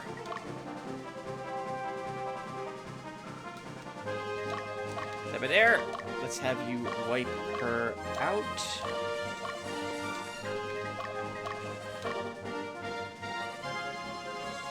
She doesn't know where to go. She's surrounded by enemies everywhere. We succeeded in liberating Karela. Just rest her, I guess. Dio, let's move you down.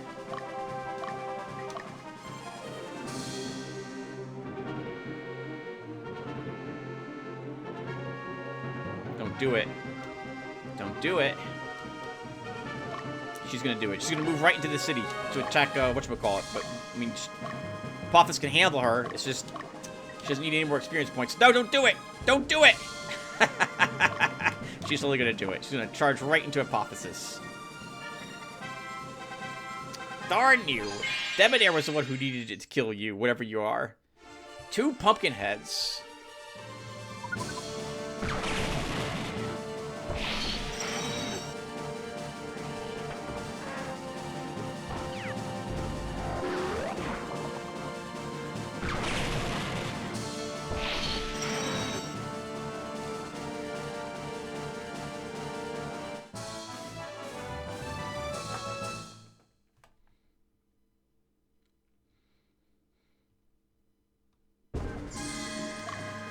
Okay, Debonair, let's have you rest.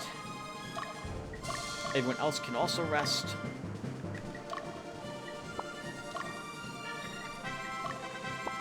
Now, this is going to be an ugly fight. 3 attacks in the back rank, 2 attacks in the back rank for both Sergi and Jay. So there's a lot of damage here in an AoE. We're still going to try it. But we might lose quite a few units here. By try, I mean try from the front for the content here for YouTube. But normally I wouldn't recommend it. I recommend you attack from behind or aside instead. On that note, I'm going to go ahead and use a save slot, which you just heard me do. If we lose Magnus, I would like to not redo the mission. The first person we're going to fight with, though, will be Belduke. Since I think there's a special dialogue which occurs here for doing so. And we'll hope that Belduke gets off a plasma storm before her entire force dies.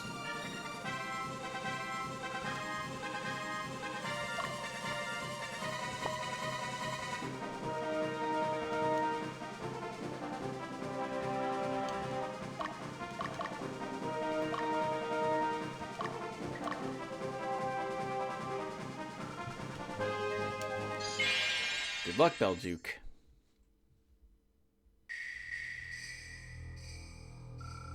Who are you?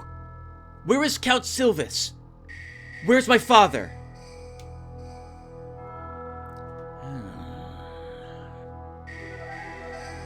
You're his daughter. He is dead. You! Did you kill him? Answer me now! Maybe not.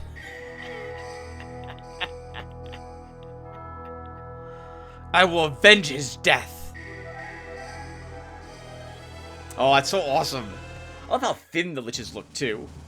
But God, this is gonna hurt if we don't go first with the plasma. They're going first. We've lost our squadron. If their back line goes before our back line.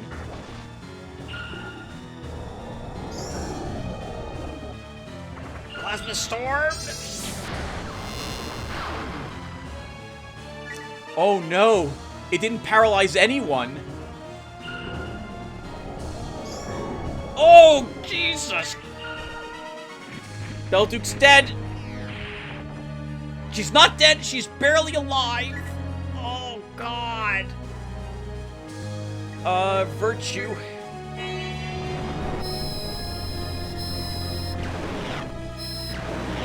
Need more damage than that to kill him.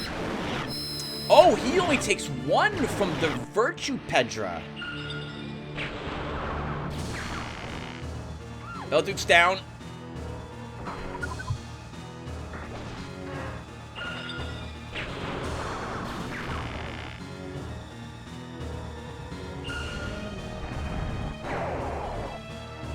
Didn't kill any of their mages. That sucks. We need another one of these. Oh, God. Wind.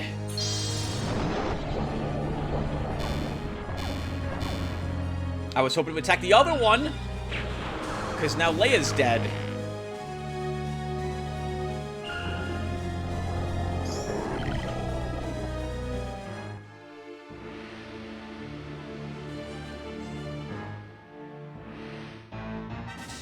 Wow. Oh, that was awful.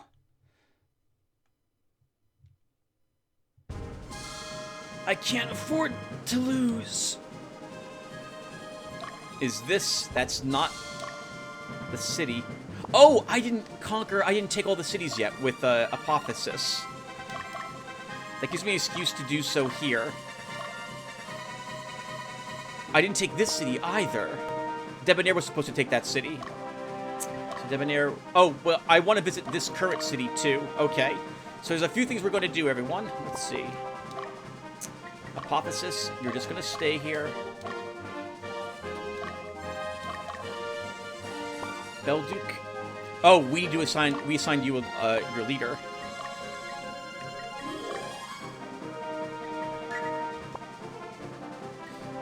Actually, okay, and we can use a Altar of Resurrection.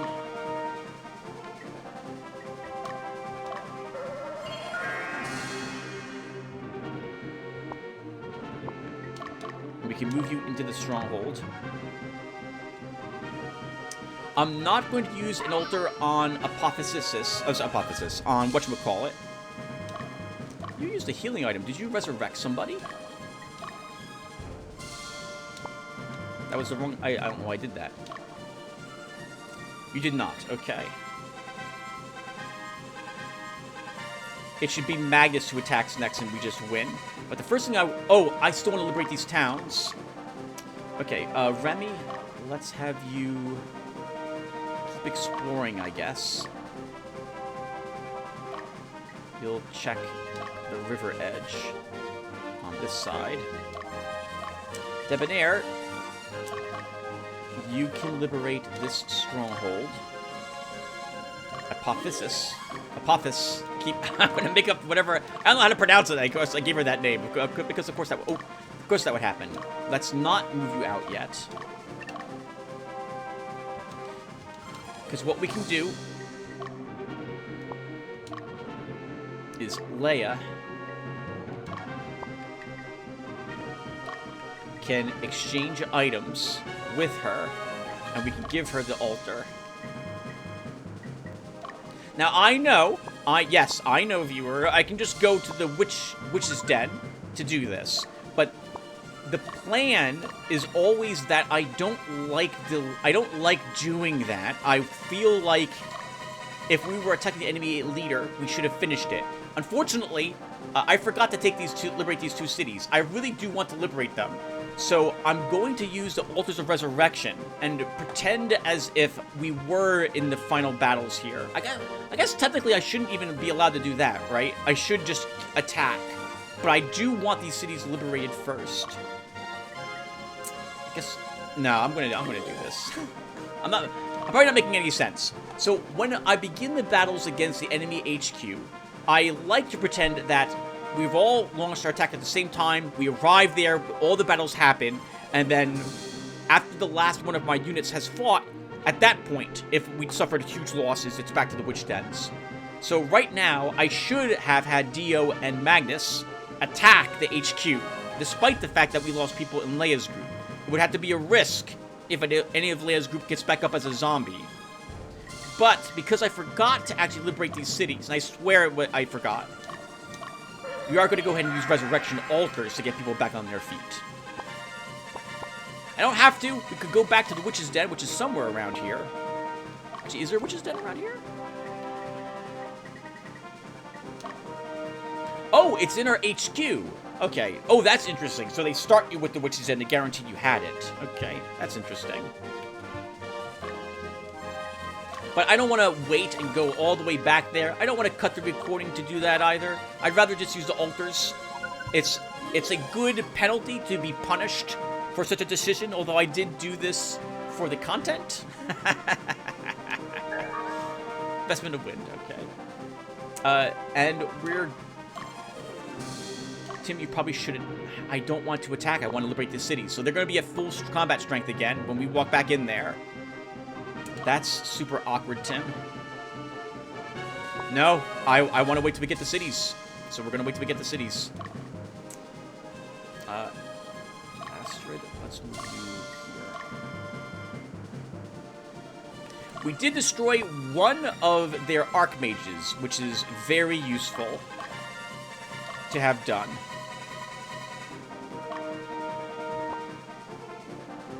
I guess we should still keep exploring. Looking for items while we're not doing anything else.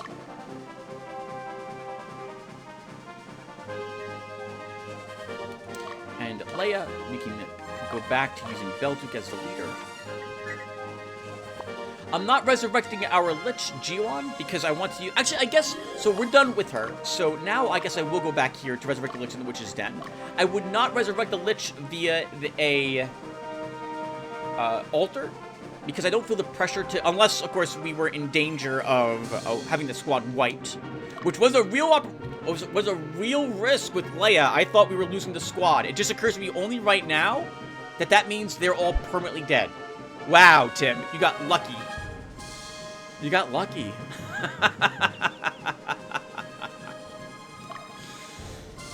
We got really lucky there, actually. Apotheosis, let's go into the city. The tundra of Argent is cursed. No crops will grow in this harsh climate. But we love this land, the land of the progenitor. He saved our ancestors, and us. That's why I stay here. She tells the Gorgon. Maybe Gorgon was asking why she doesn't want to go to the Netherworld. No, we should walk her back. She won't make it back there but before we liberate the city with Debonair. I guess we should also do this. This is incredible. Gambatian. Looks like an ice spear to me. Or a virtue spear.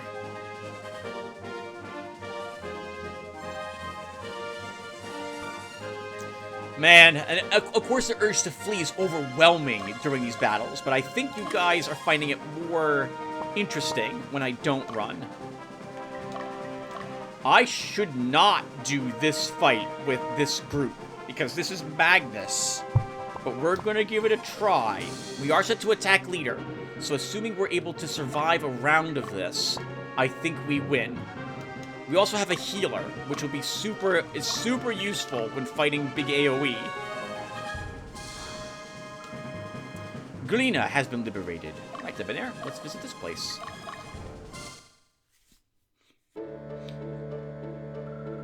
Count Silvus had a daughter. I heard that she lives in a land far away. He must be worried about her. Oh, he's unable to worry about her now. If what the Lich said was true.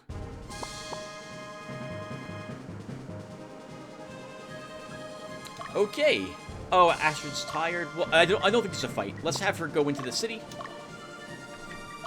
Because we did not do this before.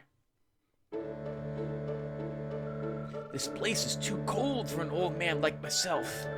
Count Silvus is getting old too. I think his daughter will grow up to be a fine lady. The weather must be hard on him, but he's governed this land for so long. We have to thank him. No other noble would be willing to. Alright, let's do it.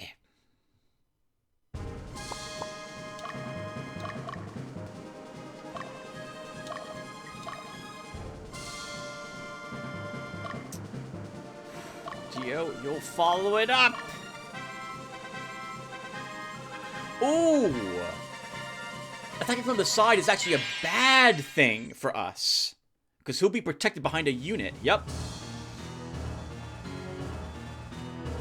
The good news is that unit is a mage. The bad news is we might lose this archer to their attacks. And we healed first, which is also super bad.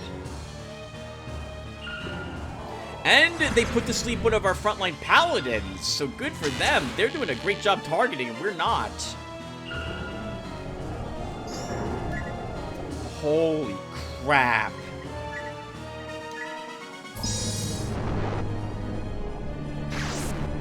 Wow, and it's only attacking the leader. That was awful.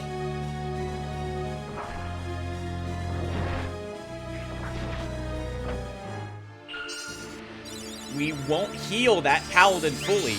That AoE attack of his is going to kill it. He gets another one of those, too. And we don't get a third attack against him because he's... Oh, we do! Oh, thank God! Oh, thank God! Oh, viewer, I really don't want to have to make a zombie check on a character at the end of a scene. Goodness gracious. Almost losing an entire squadron, which would have been Beldu's squadron, one of our more powerful ones, so that would have been really bad. We get Ultimate Resurrection.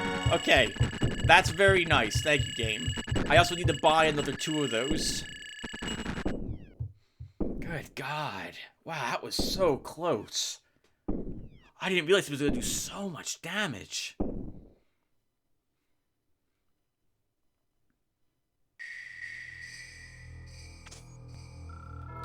This is what you get for murdering my father. That's wrong. He ended his own life. He didn't want to succumb to the infernal aura, to be engulfed by his desires. An honorable man indeed. He resisted me even after his death. Even I, the ruler of the dead, was not able to summon his spirit.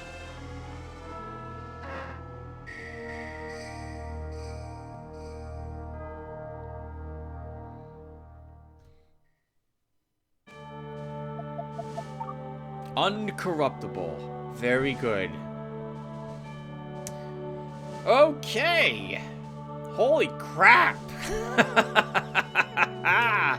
Oh man, viewer, that was really close. Good God, that was really close, man. All right, but we're done. There's nothing else for us to do in this episode. Obviously, we're gonna stop here. But I will remind you guys that if you have an idea as to how best to move these units around, let me know. but we could wait until we use Love and Pieces in the future to grab other units before we do that. Or maybe we don't. I mean, this army was very effective, although we were fighting easy things in the end. Oh, I didn't realize. Right, we killed a Platinum Dragon as this group left, which means that we got to level these again. My goodness. And at level 32, we won't be using her for a while. Anyway, I'm babbling. We are done. Thank you guys for watching, and I will see you all in the next one. Take care, everyone.